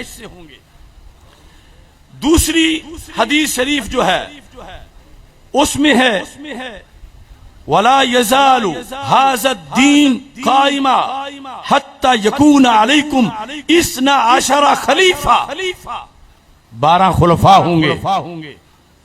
پہلے لفظ امیر اور اس حدیث میں لفظ خلفاء، اور ساتھ لا یزال امر الناس ماضیا ما والیہم 12 رجلا، وہاں 12 مرد، یہ 3 جدا الفاظ ہیں۔ اب روافض جس وقت 12 امام کا حوالہ دیتے ہیں تو ہماری یہی حدیثیں پیش کرتے ہیں کہ یہ سنیوں کے کتابوں میں موجود ہے 12 کا تذکرہ اور 12 امام۔ اور یہ میں نے وہ جو شان مولا علی رضی اللہ تعالیٰ عنہ سیمینار تھا ہمارا کڑیاں والا، جس کی وجہ سے آج بھی باطل کے ایوانوں پہ زلزلہ ہے، وہاں بھی میں نے کہا تھا کہ دیوبندیوں وہابیوں کے لحاظ سے اپنے لوگوں کو متنبع کرنا آسان ہے، لیکن ان کے لحاظ سے ہماری حدود اتنی مشترکہ ہیں جدا جدا، حق باطل کا فرق ہے مگر الفاظ مشترکہ ہیں۔ لفظ امام ہم بھی بولتے ہیں، لفظ امام وہ بھی بولتے ہیں، ہم لفظ امام بول کے غوث کتب ولی لیتے ہیں، وہ لفظ امام بول کے نبی مراد لیتے ہیں کہ 12 نبی۔ ابھی میں ان کا اس بارے میں جو نظریہ انہی کی کتابوں سے بیان کروں گا۔ تو اس واسطے سنی یہ تو کہہ نہیں سکتا کہ ان کو 12 امام نہ کہو، لیکن سنی کہے گا یہ 12 امام ہیں اور جو ماننے کا حق ہے ہم ہی مانتے ہیں، اور ان کی بڑی عظمت ہے۔ اگرچہ یہ علیحدہ معاملہ ہے کہ انہوں نے 12 فکس کس دلیل سے کیے ہیں، ہمارے نزدیک تو اس نسل پاک میں جو آئے وہ سارے ہی امام ہیں۔ میں ایک تمہید آپ کے سامنے پہلے رکھ لوں تاکہ بات کی سمجھ آ جائے۔ ایک ہے امامت بمعنی ولایت، امامت بمعنی، ایک ہے امامت بمعنی خلافت، اور ایک ہے امامت بمعنی نبوت۔ یہ تینوں جدا جدا چیزیں ہیں۔ امامت بمعنی ولایت، امامت بمعنی خلافت، اور امامت بمعنی نبوت۔ روافض جو ہیں ان کے نزدیک امامت یا تو نبوت کے برابر کا رینک ہے یا اوپر کا ہے۔ یہ بھی میں ان کے حوالہ جات پیش کروں گا کہ امامت ان کے نزدیک کتنا اونچا منصب ہے، اور اس میں انی جاعلک للناس اماما، اس طرح کی آیات پڑھ کے وہ کہتے ہیں یہاں بھی تو نبی کو بھی تو امام کہا گیا ہے، تو پھر امام نبی ہوتا، اور ہم انہیں نبی مانتے ہیں معاذ اللہ۔ یہ ان کا قول ہے۔ ہمارے نزدیک وہ جو حدیث ہے 12 امراء والی یا 12 خلفاء والی یا کہیں اماموں کے لفظ بھی ہوں تو وہ امامت بمعنی خلافت ہے، اور اس میں 12 متصل ماننا ضروری نہیں کہ ایک کے بعد دوسرا، دوسرے کے بعد تیسرا، تیسرے کے بعد چوتھا، بلکہ ان 12 کا قیامت تک پورا ہونا ضروری ہے۔ قیامت تک، یعنی قیامت تب آئے گی جب وہ 12 خلفاء جو زمین کو عدل سے بھریں گے وہ مکمل ہوں گے تو پھر قیامت آئے گی۔ تو اس بنیاد پر اعلی حضرت فاضل بریلوی رحمت اللہ علیہ نے یہ الفاظ لکھے کہ اطیعوا الرسول کے مرتبہ تک، اطیعوا اللہ و اطیعوا الرسول و اولی الامر منکم، کا اولی الامر تک تو ہم امامت کا مطلب مان سکتے ہیں، لیکن اس کو درجہ اطیعوا الرسول نہیں دے سکتے۔ اور یہاں کہا کہ اس حد پر ماننا جیسے روافض مانتے ہیں سری دلالت و بے دینی ہے۔ امام جعفر صادق رضی اللہ تعالی عنہ تک، یعنی امام حسن، امام حسین، امام زین العابدین، امام محمد باقر اور امام جعفر صادق رضی اللہ تعالیٰ عنہ، فرمایا امام جعفر صادق رضی اللہ تعالیٰ عنہ تک تو بلا شبہ یہ حضرات مجتہدین ہیں، وَأَئِمَّةُ مجتہدین تھے، اور باقی حضرات بھی غالباً مجتہد ہوں گے، واللہ اعلم۔ جو آگے متصل نسل کے لحاظ سے آ رہے ہیں یہ نظر بظاہر ہے، ورنہ باطنی طور پر کوئی شک کا مقام نہیں کہ یہ سب حضرات جن کو وہ متصل گن کے مانتے ہیں، ہم بھی انہیں اس جہت میں ولایت کے لحاظ سے سب کو مانتے ہیں کہ یہ سب حضرات این الشریعت الکبریٰ تک واصل تھے، این شریعت کبریٰ بڑے چشمے تک یہ 12 کے 12 امام پہنچے ہوئے تھے، جو بسند صحیح ثابت ہے، اور ساتھ یہ کہتے ہیں کہ ویسے جس وقت ہم ان ائمہ کا تذکرہ کریں گے تو اس تذکرے کے لحاظ سے کہتے ہیں امامت اگر بمانا مقتدا فی الدین ہونے کے ہے، امامت اگر بمانا مقتدا فی الدین ہونے کے ہے، یعنی وہ امامت بمانا ولایت، بزرگی، تقوی، طہارت، تو پھر تو بلا شبہ ان کے غلام اور غلاموں کے غلام بھی مقتدا فی الدین ہیں۔ تو پھر یہ جو 12 امام جن کو لسٹ میں روافض شامل کرتے ہیں اور پھر معصوم مانتے ہیں، ہم انہیں اللہ کا ولی مانتے ہیں اور ان 12 کو بھی مانتے ہیں، 12 کے علاوہ بھی جو نسل پاک میں ہیں ہم ان کو مانتے ہیں۔ تو کہا اگر امام کا معنی مقتدا فی الدین ہے کہ جس کی اقتداء کی جائے، تو پھر کہا ان کی کیا بات ہے، ان کے غلاموں کے غلام بھی پھر تو امام ہیں۔ ان 12 اماموں کی امامت تو بڑی اونچی ہے، جو ان 12 اماموں کے غلام ہیں وہ بھی ہمارے امام ہیں، اور ان کے غلاموں کے جو غلام ہیں وہ بھی ہمارے امام ہیں۔ اگر امامت کا معنی مقتدا فی الدین ہونا ہے دوسرے نمبر پر، اور اگر اصطلاح مقامات ولایت مقصود ہے کہ ہر غوث کے 2 وزیر ہوتے ہیں، ایک کا نام عبد الملک ہوتا ہے، دوسرے کا نام عبد الرب ہوتا ہے، انہیں بھی امامین کہا جاتا ہے۔ غوث کے کسی غوث کے 2 وزیروں پر تصوف میں لفظ امام بولا جاتا ہے تو اعلیٰ حضرت فرماتے ہیں تو بلا شبہ یہ حضرات خود غوث ہیں، تو ان کے تو غلام بھی غوث ہوں گے، کیونکہ تصوف کی اصطلاح میں غوث کا وزیر امام ہوتا ہے۔ تو فرمایا یہ تو خود غوث ہیں، یہ کتنے بڑے امام ہوں گے۔ تو ان دونوں معنی میں امامت کا معنی مقتدا فی الدین لو، امامت کا معنی ولایت، اور غوث کے لحاظ سے جو غوث کے وزیر ہوتے ہیں وہ ہو۔ تو فرمایا ان ائمہ اطہار رضی اللہ تعالی عنہم کے جو غلام ہیں، جو غلاموں کے غلام ہیں، ہم انہیں بھی امام تسلیم کرتے ہیں۔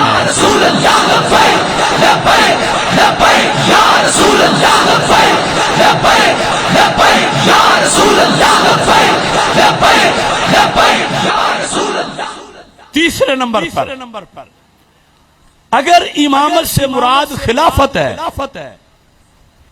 تو پھر اعلی حضرت ارشاد فرماتے ہیں اگر امامت بمعنی خلافت عامہ مراد ہے تو وہ ان میں سے جن کو وہ 12 گنتے ہیں، تو وہ ان میں سے صرف امیر المومنین مولا علی رضی اللہ تعالی عنہ و سیدنا امام حسن مجتبی کو ملی، اور سیدنا امام مہدی رضی اللہ تعالی عنہ کو ملے گی۔ یہ کب ہے؟ جب امامت بمانا خلافت،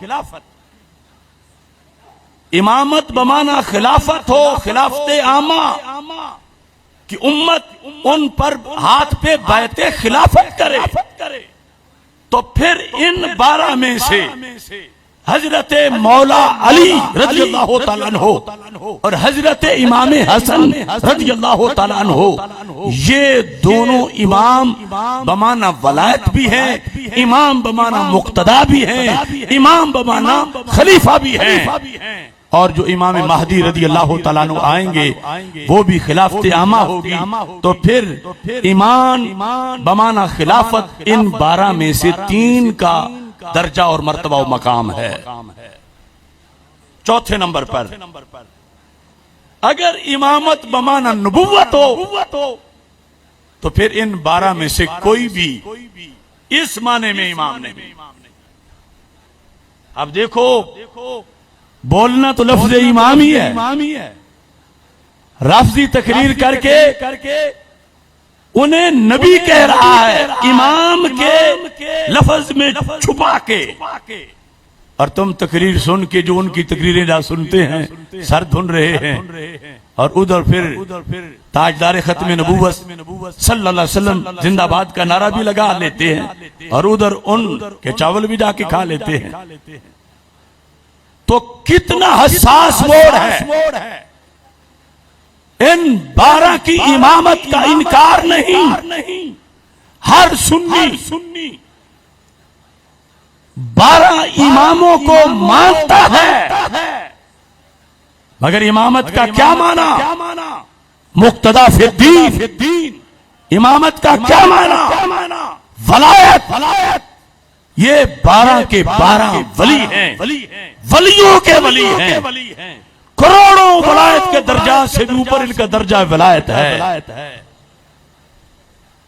اور اگر ولایت بمانا خلافت ہے تو پھر ان میں سے 2 گزر چکے، ایک آئیں گے، اور اگر ولایت بمانا نبوت ہے تو پھر ان میں سے کوئی بھی اس معنی میں امام نہیں، چونکہ ہمارے آقا صلی اللہ علیہ وسلم آخری نبی ہیں۔ اب حضرت پیر سید میر علی شاہ صاحب رحمت اللہ علیہ، ان کا حوالہ بھی ذکر کر دوں، چونکہ اس حد تک رفض پہنچا دیا گیا ہے کانوں تک کہ کل کتنے شرلی نما خطیب اٹھ کھڑے ہوں گے، دیکھو یہ جو 12 گنتے رہے ہیں ان میں تو امام حسین رضی اللہ تعالیٰ عنہ کا تو نام ہی نہیں آیا، ان میں تو فلاں امام کا نام ہی نہیں آیا۔ تو میں چھوٹا ہوں، پیر میر علی شاہ صاحب آپ سے پوچھا گیا 12 امام آپ گنو جو اہل سنت کے مطابق امام بمانا خلافت جن کو امام کہا جاتا ہے وہ کون ہیں؟ امام کینہیں کہا جائے گا؟ کہتے ہیں وَمُرَاد خُلَفَائِ اربع، یہ پیر میر علی شاہ صاحب ہے، کہتے ہیں پہلے امام کا نام صدیق اکبر ہے، اور یہی بات حضرت داتا گنج بخش حجویری رحمت اللہ علیہ نے کشف المحجوب میں لکھی ہے کہ پہلے امام کا نام صدیق اکبر رضی اللہ تعالیٰ عنہ۔ پیر میر علی شاہ صاحب کہتے ہیں وَمَن بَعْدَهُمْ حَسْتًا لیکن لا مطلقاً، بلکہ کسانے کے اسلام در عہد اوشاں صورت اعزاز و قیام پذیرفتہ چہ خلافت عبارت از ریاست عامہ برائے اقامت دین از احیاء علوم دینیہ و قیام بالجہاد۔ یہ سارا چونکہ سوال بھی فارسی میں تھا، آپ نے جواب بھی فارسی میں لکھا، اور ساتھ آسانی کے لیے اردو بھی موجود ہے، میں اردو پڑھ کے سنا دیتا ہوں۔ آپ کے یہ فتاوی کا صفحہ نمبر 214 ہے، آپ فرماتے ہیں کہ خلفاء یہ 12 امام کون ہیں؟ کہا 12 خلیفوں کو ہی 12 امام کہا جاتا ہے، خلفاء اربع اور ان کے بعد والے، لیکن مطلقاً نہیں، بلکہ وہ لوگ جن کے عہد میں اسلام کو اعزاز ملا، اعزاز غالب آیا اور قیام کی پذیرائی ہوئی، کیونکہ خلافت ریاست عامہ سے عبارت ہے، واسطے اقامت دین کے علوم دینیہ کے احیاء، جہاد کی کوشش کرنا، قضا اور مظالم کو رفع کرنا، نبی کریم صلی اللہ علیہ وسلم کی نیابت کے طریقے سے یہ سارے کام کرنا، کہتے ہیں اور امت مرحومہ سے اس نیابت کے وہ لوگ مستحق ہیں جن کا جوہر نفس انبیاء علیہ السلام کے جوہر سے قریب مخلوق ہوا، بس جامع ہوں گے 12 کس چیز کے؟ صورت خلافت کے، اور دوسری طرف معنی خلافت کے۔ صورت خلافت یعنی وہ امیر المومنین رہیں گے، اور ساتھ یہ ہے کہ تقوی کے لحاظ سے ان کے نفوس نبیوں سے بڑی مناسبت رکھتے ہوں گے۔ یہ کہنے کے بعد آپ خود کہتے ہیں مثل خلفائے اربع کے کہ جہاں جہاد بھی ہے، احیاء علوم بھی ہے، باطل کا رد بھی ہے، نظام کا قیام بھی ہے، اور پھر روحانیت بھی ہے۔ یہ پہلے 4 کا ذکر کیا، 4 پہلے 12 میں سے کس نے ذکر کیا؟ سیدنا پیر مہر علی شاہ صاحب رحمۃ اللہ علیہ نے، اور ساتھ ہی اگلی بات بھی بذریعہ سیدنا مہر علی شاہ صاحب رحمۃ اللہ علیہ بطور ڈوز دی جا سکتی ہے۔ وہ کیا ہے؟ کہتے ہیں ایک 5ویں خلیفہ بھی ہیں، 5ویں خلیفہ، یہ ان کی ترتیب ہے پیر مہر علی شاہ صاحب کی۔ 5ویں کون؟ کہنے لگے اس کے بعد جو خلافت تھی مولا علی رضی اللہ تعالیٰ عنہ کی خلافت کے بعد، حالانکہ وہ سیدنا امام حسن رضی اللہ تعالیٰ عنہ کی جو 6 ماہ کی خلافت ہے، اعلی حضرت نے اسے بھی شمار کیا ہے، 5ویں نمبر پہ انہیں شمار کیا ہے، اور انہوں نے 5ویں نمبر پہ حضرت امیر معاویہ رضی اللہ تعالیٰ عنہ کو شمار کیا۔ پیر مہر علی شاہ صاحب رحمۃ اللہ علیہ نے آپ نے لکھا کہ اس کے بعد یعنی مولا علی رضی اللہ تعالیٰ عنہ کے بعد صورت باقی اور معنی بر طریقے اتم مفقود تھا، صورتن نظام تھا، یعنی جب وہ حضرت سیدنا امام حسن رضی اللہ تعالیٰ عنہ نے خلافت ان کے سپرد کر دی، اس کے بعد پورا کنٹرول تھا۔ سلطنت اسلامیہ میں آپس میں کوئی جنگ نہ تھی، آگے فتوحات تھی، کا صورتن خلیفہ کے دونوں میں سے کم از کم ایک تو پائی جائے، تو کا صورتن بر طریقے بر بعد میں صورت باقی تھی اور معنی بر طریقے اتم مفقود تھا، کہ جو مولا علی کی مانوی بات تھی وہ امیر معاویہ رضی اللہ تعالیٰ عنہ کی نہیں تھی، کچھ تھی لیکن صورت اتم نہیں تھی۔ تو کہنے لگے اس بنیاد پر بھی خلافت ان کی پھر بھی فائنل ہو گئی کہ ایک جہت میں مولا علی رضی اللہ تعالیٰ عنہ کی خلافت وہ جو قرب نفوس انبیاء کی صورت ہے اس کی جہت سے ان کی فائنل مانی، اور یہ جو صورتن طریق ہے ظاہری نظام کے لحاظ سے اس میں حضرت امیر معاویہ رضی اللہ تعالیٰ عنہ کی مانی، اور اس طرح 5ویں نمبر پہ حضرت امیر معاویہ رضی اللہ تعالیٰ عنہ کو سیدنا پیر مہر علی شاہ صاحب نے 12 اماموں میں سے 5واں امام تسلیم کیا۔ اس کی باقی جو وضاحت پڑھنا چاہے فتاوی مہریہ کے اندر یہ نہایت اہم موضوع ہے، اور ادھر فتاوی رضویہ شریف کے 2 مقامات، اب اس میں بھی دوسرے کی میں تھوڑی سی وضاحت آپ کے سامنے رکھنا چاہتا ہوں کہ اعلی حضرت نے کیسے گنے، چونکہ کچھ لوگ یزید پلید کو بھی درمیان میں لا رہے تھے کہ حضرت امیر معاویہ اگر ہیں تو پھر ان کی بات تو یزید ہے، تو اعلی حضرت رحمہ اللہ تعالی نے فرمایا کہ 12 کا متصل ہونا شرط نہیں کہ یہ کے بعد دیگر 12 پورے کرنے ہیں، فرمایا قیامت تک 12 پورے ہوں گے، اور پھر ان میں سے تعین کر کے اعلی حضرت نے 12 کے لحاظ سے 10 کا تعین بتا دیا، 2 کا تعین قیامت تک ہوگا، اور پھر قرب قیامت میں سیدنا امام مہدی رضی اللہ تعالی عنہ رونق افروز ہوں گے۔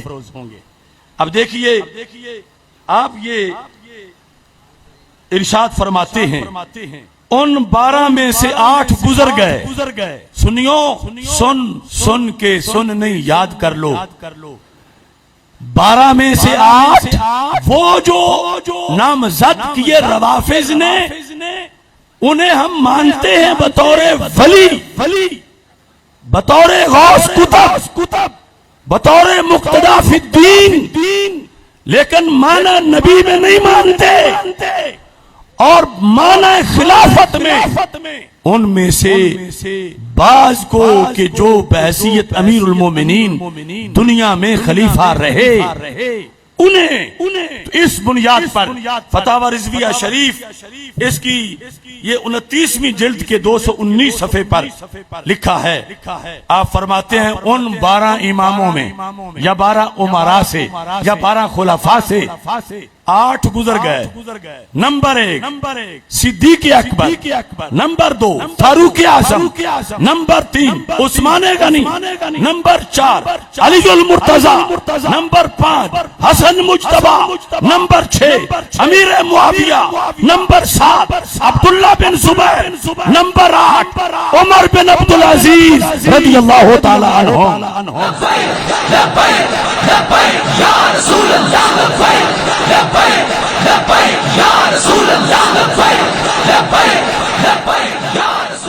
اور کہا ایک آخر والے بھی معین ہیں امام مہدی.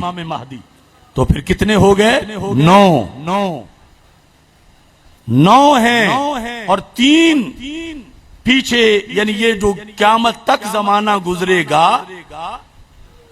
حضرت عمر بن عبدالعزیز کے بعد سے لے کر قیامت تک 3 کا زمانہ گزرے گا.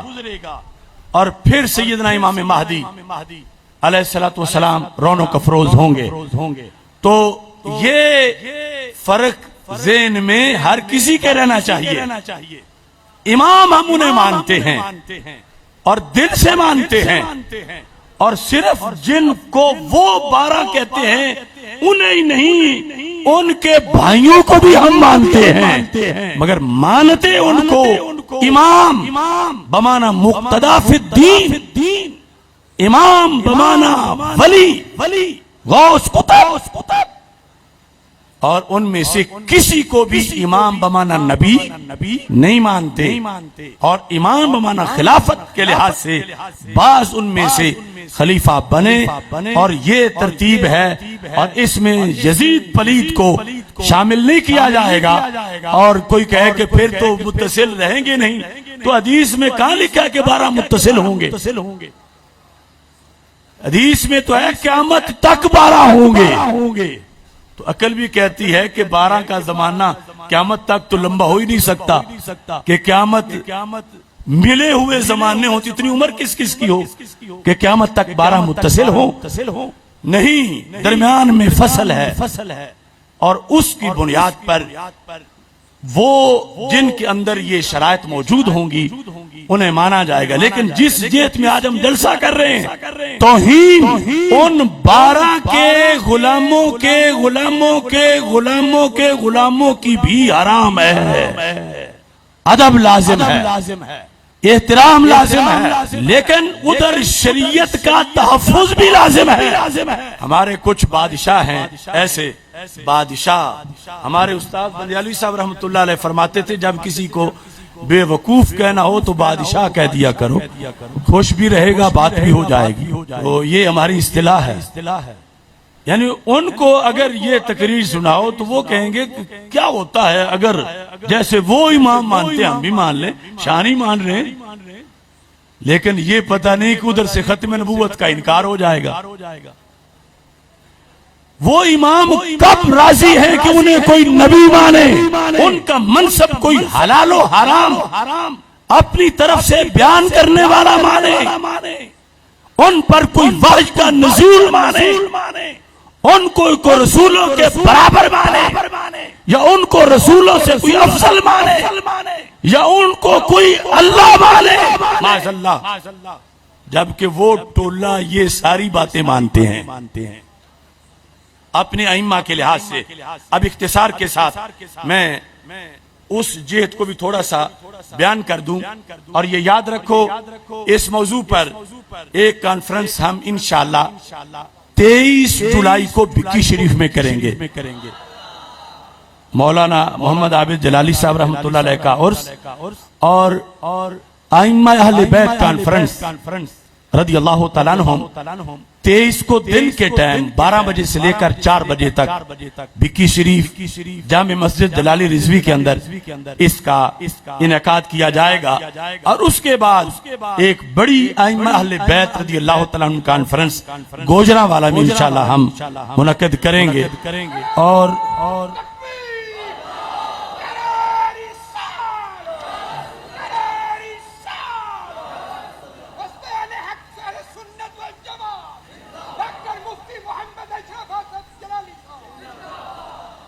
اب اس کے چند حوالہ جات. امامت کیا ہے؟ یہ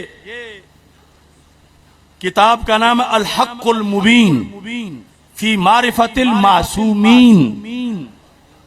علی قرانی روافظ کے معصومیت کے عقیدے پر یہ ایک اتھارٹی ہے. اس کے اندر صفحہ نمبر 422 اور 23 پر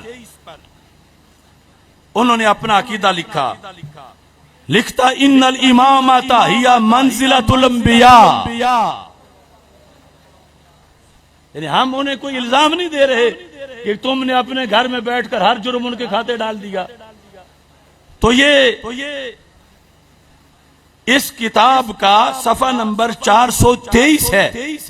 ان الامامۃ ہی منزلۃ الانبیاء وارث الاوصیاء والامام یحل حلال اللہ ویحرم حرام اللہ. یعنی جو نبی اور اللہ کا مقام ہے، اور ساتھ ہی اس جہت کو بیان کیا کہ نبوت اور خلت یہ نیچے کے درجے ہیں اور امامت اوپر کا درجہ ہے. معاذ اللہ. یہ صفحہ نمبر 422 پر کہتا ان الامامۃ خص اللہ عز وجل بها ابراہیم الخلیل علیہ السلام بعد النبوت والخلت مرتبۃ ثالثہ. کہ حضرت ابراہیم علیہ السلام پہلے نبی بنے، ترقی کر کے خلیل بنے، اور پھر ترقی کر کے امام بنے. تو ان کے نزدیک تو امامت نبوت سے بھی آگے کا مقام ہے، صرف نبوت تک نہیں. اور ساتھ دوسرے مقام پر یہ جو موسوعۃ الغدیر ہے، موسوعۃ الغدیر عبد الحسین نجفی، جلد نمبر 1 صفحہ نمبر 113، ایک جھوٹی حدیث گھڑ کے، جو کہ یہ فیکٹری ان کی بہت پروڈکشن رکھتی ہے. صفحہ نمبر 112 پر لکھا ہے روایت ابن عباس عن رسول اللہ صلی اللہ علیہ وسلم. کیا حدیث ہے؟ آنا و علی والحسن والحسین والتسع من ذریت الحسین معصومون مطہرون. کہ امام حسین رضی اللہ تعالی عنہ کی اولاد میں سے 9 معصوم ہیں، مطہر ہیں. اب مطہر تو ہم بھی مانتے ہیں. انما یرید اللہ لیذھب عنکم الرجس اہل البیت ویطہرکم تطہیرا. مطہر مانے بغیر ایمان نہیں، مگر معصوم مانے تو پھر ختم نبوت پہ ایمان نہیں. اور وہ ان کو معصوم مانتے ہیں. اور اسی میں 113 صفحے پر ہے وَبِعِبَارَةٍ أُخْرَى أَنَّ الْإِمَامَ يَجِبُ أَن يَكُونَ مَعْصُومًا عَنِ الْخَطَإِ فِي كُلِّ مَرَاحِلِ حَيَاتِهِ. کہ جو امام ہوتا ہے وہ اپنی زندگی کے ہر مرحلے میں خطا سے معصوم ہوتا ہے. ان کے نزدیک، یعنی ہم اہل سنت کے نزدیک بعض وجوہ میں خطا اجتہادی انبیاء علیہ السلام سے اس کا صدور مانا گیا، لیکن ان کے نزدیک امام سے بھی نہیں ہو سکتی، بلکہ امام ان کے نزدیک صاحب سے بھی پاک ہے. اس واسطے انہوں نے اپنی کتابوں میں بخاری مسلم دونوں کو گستاخ لکھا. کس بیس پہ؟ ایک یہ دلیل دی اور ان کو خطائی لکھا. کیوں کہ انہوں نے کیوں وہ حدیث لکھی ہے کہ رسول پاک صلی اللہ علیہ وسلم جماعت کرا رہے تھے تو رکعتوں میں بھول گئے. اگرچہ اس بھول کی عظمت ہے اور وہ بھول ہماری بھول جیسی نہیں. ہم بھولتے ہیں کسی دوست کے خیال میں، تصور مال میں، اور وہ بھولے رب کے جمال میں. لیکن صاحب کا ذکر ہے، مگر وہ کہتے ہیں بخاری گستاخ ہے، مسلم گستاخ ہے، اس واسطے کہ انہوں نے یہ حدیث لکھی ہے. تو یہ ان کو اپنی کتابوں میں امام خطائی کا لقب دیتے ہیں کہ انہوں نے یہ حدیثیں کیوں لکھی. تو یہ ایک سلسلہ ہے کہ جس بیس پہ انہوں نے اماموں کو جو شان دینی تھی کوشش کرتے ہیں کہ نبیوں کی پہلے ثابت کریں تو پھر ہم آسانی سے اماموں کی ثابت کر لیں گے. تو ان کے نزدیک نبی صاحب نہیں کر سکتے اور امام بھی نہیں کر سکتے. اس بنیاد پر اماموں کے لحاظ سے اس عقیدے کو بار بار انہوں نے دہرایا ہے. وقت تھوڑا ہے، یہاں اصول کافی سے اور ساتھ تفسیر عیاشی سے، تفسیر عیاشی، لیکن عیاشی تک ہی رہوں گا، یہ نہ کہو کہ اگر شاید تفسیر کوئی ان کی معاذ اللہ کوئی بدماشی بھی ہے. یہ عیاشی اس کے اندر یہ صفحہ نمبر 261 ہے، جلد نمبر 2. آپ حیران رہ جائیں گے. ان کے نزدیک امام صرف نبی ہی نہیں، معاذ اللہ اللہ بھی ہے. اور یہ ان کی تفسیر ہے اور ان کے علمی جو قائد گزرے ہیں ان کے جہنم کی طرف، ان کا یہ لکھا ہوا ہے. اور اس کے نام میں چونکہ عیاش آتا ہے اس واسطے اس کو عیاشی تفسیر زیادہ مشہور ہے. تو یہاں کیا لکھا ہے؟ آیت وَلَا تَتَّخِذُوا الہین اثنین، آیت ہے نا یہ کہ دو خدا نہ مانو، صرف اللہ، صرف اللہ، صرف اللہ. تو وَلَا تَتَّخِذُوا الہین اثنین انما هو الہ واحد. اب انہوں نے الہ کا کیا مطلب لکھا؟ لکھتا ہے وَلَا تَتَّخِذُوا امامین انما هو امام واحد. الہین کی تفسیر امامین، الہ واحد کی تفسیر امام واحد. کہیں فیض آباد تمہاری سوچنا چلی جائے کہ لا تتخذوا امامین انما هو امام واحد، کہ امام ایک ہوتا ہے، امام دو نہیں ہوتے.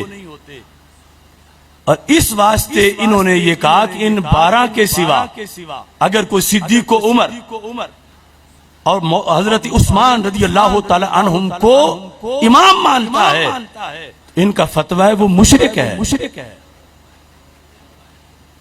ان 12 کے سوا اور کسی کو کوئی امام مانے تو ان کا فتویٰ ہے کہ اس کی عبادت ہی قبول نہیں ہوتی. تو تم کیسے پورے اتر سکو گے ان کے ساتھ؟ یعنی تم سے مراد تم نہیں، وہ تھرڈ پرسن جو داتا صاحب کا بورڈ لگا کے ہمیشہ سواریاں لے جاتے ہیں صرف اس لیے کہ وہ جب محبت کرتے ہیں تو ہم نے بھی کرنی ہے، ہم کہیں پیچھے نہ رہ جائیں. تو ان کی محبت کا انجام تو جہنم ہے، ان کی محبت کا انجام تو شرک ہے، ان کی محبت کا انجام تو کفر ہے، ان کی محبت کا انجام تو ختم نبوت کا انکار ہے. اب دیکھو یہ اصول کافی، میں کچھ چھوٹے موٹے ان کے رسالے کی بات نہیں کر رہا. اصول کافی اس کے اندر کیا لکھا ہے؟ 421 صفحہ. من اشرک ما امام امامتہ من عند اللہ، جس نے اللہ کے بنائے ہوئے امام کے ساتھ، یہ جو 12 ہیں یہ ان کے بقول اللہ نے بنائے کہ یہ امام ان کی امامت پر وحی ہے اللہ کی طرف سے. وہ کہتے ہیں جو ان کے ساتھ کسی اور کو شریک کرے امامت میں، کون؟ من لیست امامتہ من اللہ، جس کی امامت اللہ کی طرف سے نہیں. یعنی اشارہ کر رہے حضرت صدیق اکبر رضی اللہ تعالیٰ عنہ کہ جنہیں لوگوں نے امام اپنا منتخب کر لیا بیعت کر کے، یا حضرت فاروق اعظم یا دیگر ائمہ، تو کہتے ہیں جس نے، یعنی پہلے سے مراد مولا علی، کہ وہ امام جسے اللہ نے امام بنایا، جو اس امام کے ساتھ ان اماموں کو شریک کرے جنہیں اللہ نے نہیں بنایا، تو پھر کیا ہے؟ کہتے ہیں کانا مشرکم باللہ، اس نے اللہ کے ساتھ شریک ٹھہرایا۔ دیکھو ان کی سوچ، شریک امام کے ساتھ ٹھہرایا، لیکن کہتے وہ مشرک باللہ بن گیا، کیونکہ امام کا درجہ اللہ کا ہے، تو اس نے اللہ کے ساتھ کوئی اور اللہ مان لیا۔ یہ ہے ان کا امام ماننا، امام برحق، امام عظیم، اذا امام ائمہ اہل بیت کے کروڑوں درجات، وہ غوثوں قطبوں ولیوں سے بڑے ولی، مگر وہ ہرگز نبی نہیں، نبیوں سے اوپر نہیں، وہ معصوم نہیں، وہ اللہ نہیں، اور انہیں یہ کہنا یہ توہین نہیں بلکہ دین ہے۔ لبیک یا رسول اللہ، لبیک لبیک لبیک یا رسول اللہ، لبیک لبیک لبیک یا رسول اللہ، لبیک لبیک لبیک یا رسول اللہ۔ اور جو وحج کے لحاظ سے، یعنی ان کے نزدیک، مختصر کر دیتا ہوں کہ امام کے لیے شرط ہے کہ اس پر وحی نازل ہوتی ہو، اور جس پہ وحی نازل مانے وہ نبی ماننا پڑتا ہے۔ ان کے نزدیک کبھی زمین ایسے امام سے خالی نہیں ہوتی جس پر تازہ وحی نہ آتی ہو۔ رسول اکرم نور مجسم شفیع معظم صلی اللہ علیہ وسلم کے بعد، ظاہری حیات کے بعد قیامت تک، ان لوگوں کے نزدیک زمین پر ایک امام بصورت نبی، بمنزلہ نبی یا اسی اوپر، کہ جس پر باقاعدہ اللہ کی طرف سے وحی آتی ہے، وہ ہونا ضروری ہے۔ لہٰذا یہ جو مشترکہ الفاظ ہیں ان کی تہ تک پہنچو۔ اگر امام مان کے وہ کچھ مانا جو وہ مانتے ہیں تو پھر جہنم سے پہلے کوئی اڈا سٹاپ نہیں ہوگا۔ اللہ سب کو اپنا ایمان بچانے کی توفیق دے۔ اور دوسری طرف وہ ناسبیت کے گٹروں سے نکلنے والے کیڑے جو کہ ان ائمہ کو، ان کی عظمت کو، ان کی ولایت کو، ان کی رفعت کو، ان کی شان کو، ان کے درجات کو معاذ اللہ نہیں مانتے، اور میلے بدبودار لفظ گندے ان کے بارے میں بولتے ہیں، ان کے جہنمی ہونے میں بھی کوئی شک نہیں ہے۔ اور یہ ہے صراط مستقیم۔ ایک طرف وہ بغض والے کے گالیاں نکالے، دوسری طرف وہ اندھی محبت والے کے انہیں نبی یا اللہ مانے، اور تیسرا درمیان کا راستہ کہ وہ مانے جو قرآن نے منوایا ہے، مطہر، معصم، معطر، منور، مقدس، معزز، یہ شانیں، کرامتیں، ابھی وہ سارے حوالہ جات پڑے ہیں کہ جہاں جہاں ان کے مزارات ہیں، قبریں ہیں، زمانہ مشکل کشائی کے لیے، حاجت روائی کے لیے، قبر و موسیٰ کاظم تریاکم مجرب لإجابت الدعا۔ شیخ عبدالحق محدث دہلوی یہ اشیاء اللمعات کے اندر ارشاد فرماتے ہیں کہ لوگوں، موسیٰ کاظم رضی اللہ تعالی عنہ کی جو قبر ہے اس کا کیا مقام ہے؟ کہتے ہیں تریاکم مجرب لإجابت الدعا، دعائیں قبول کرنے کا مجرب نسخہ ہے کہ وہاں جا کے دعائیں مانگے تو دعائیں قبول ہوتی ہیں۔ لیکن یہ ایک اگلی کانفرنس کا موضوع ہے، اور پھر اس سے اگلی کانفرنس میں اس کے مزید حقائق ہم لائیں گے۔ اور آج جتنا سبق ہو گیا ہے میرا خیال ہے کہ اگر آپ پکائیں تو کافی ہے یا تھوڑا ہے؟ ابھی پکانا ضرور ہے۔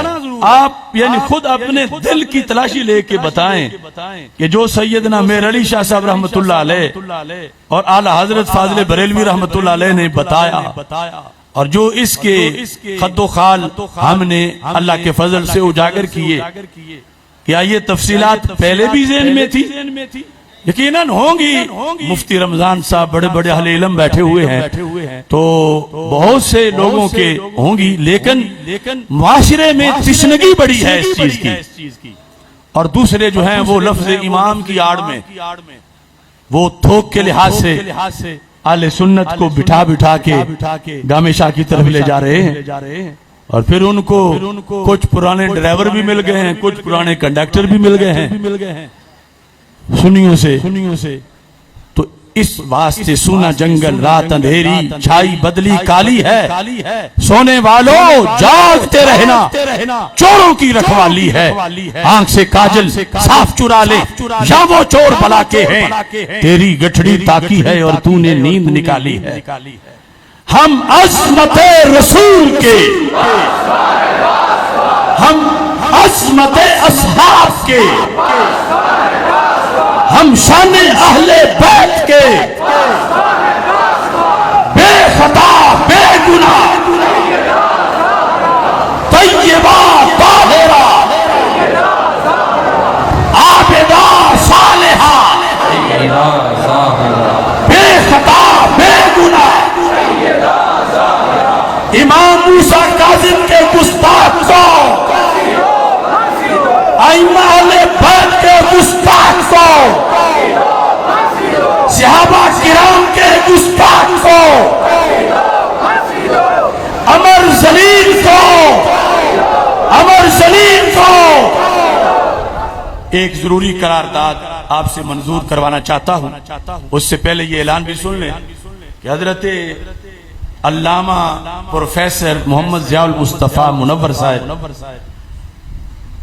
یہ بڑے علمی خانوادے سے تعلق رکھتے ہیں۔ مولانا عزیز الدین کوکب جو پنڈی کے ایک معروف خطیب ہیں، وہ آپ کے بھائی ہیں، اور ان کی عقائد اسلامیہ کے لیے بہت خدمات ہیں، اور اسی وجہ سے مرکزی جماعت اہل سنت کا انہوں نے پلیٹ فارم منتخب کیا، اور اب موجودہ جو حالات بنے اس کو چھوڑا، تو ہم تحریک صراط مستقیم آزاد کشمیر کے ناظم اعلیٰ کے طور پر انہیں منتخب کرتے ہیں۔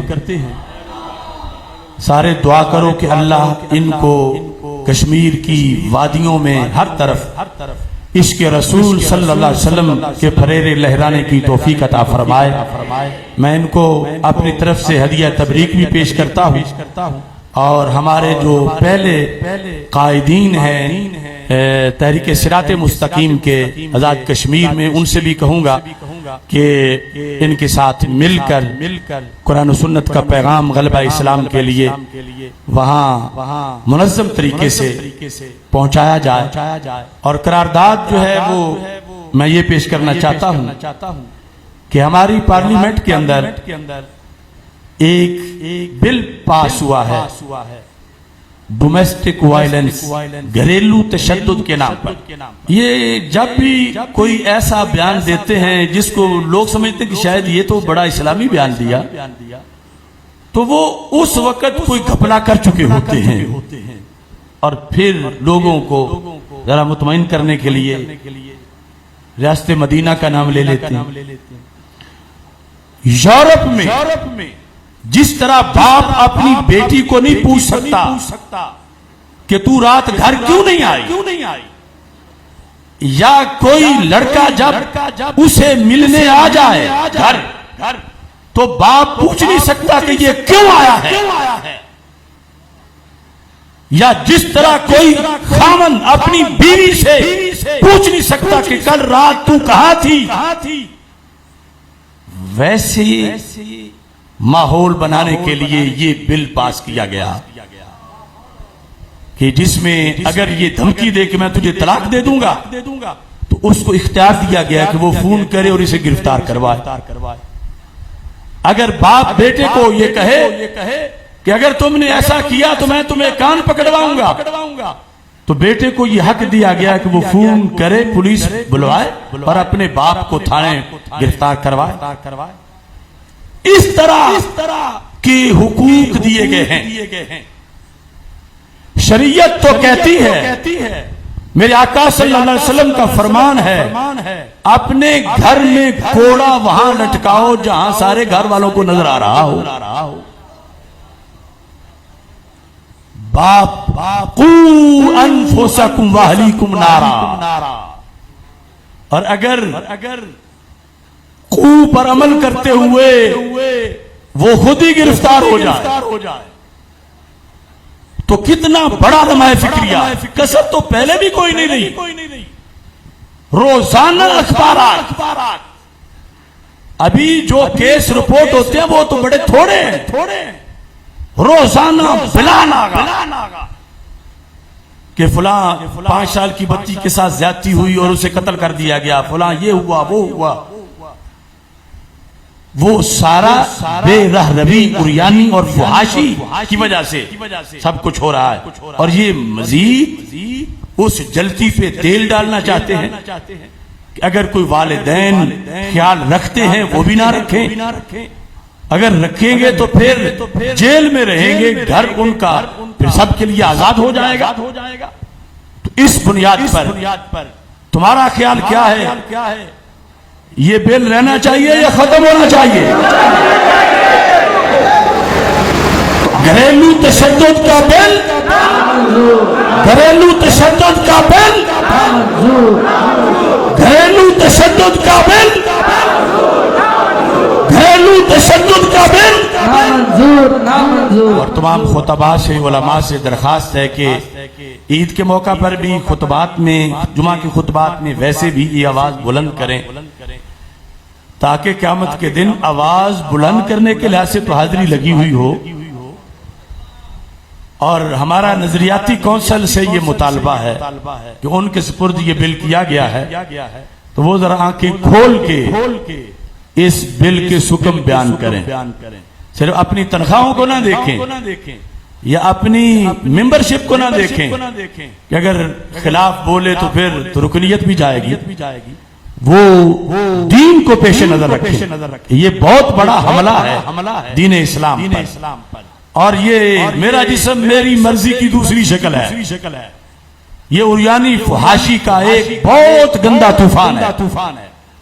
ویسے نظریاتی کونسل سے بھی امید تو بہت تھوڑی ہے، لیکن وہ خیر کا جو گمان رکھنا چاہیے، ورنہ یہ اکثر جو بھرتی ہوئے ہیں سارے تو شاید نہ ہوں، سیاسی رشوت کے طور پر بھرتی کیے جاتے ہیں. اپنے گھر جتنے بڑے بڑے علامہ فہامہ ہیں وہ سب کو پتا ہے، لیکن انہوں نے قیامت کے دن جواب دینا ہے. اور ہم ان سے مطالبہ کر رہے ہیں کہ یہ بل فراڈ ہے، ظلم ہے، دھوکہ ہے، یہ اندھیرا ہے، یہ کلمے کی بنیاد پہ بننے والے ملک کے خلاف انگریزوں کا بہت بڑا حملہ ہے. اور اس حملے سے اس سلطنت کو بچانا چاہیے. اللہ تعالی ہم سب کا حامی و ناصر ہو. وآخر دعوایا ان الحمد للہ رب العالمین.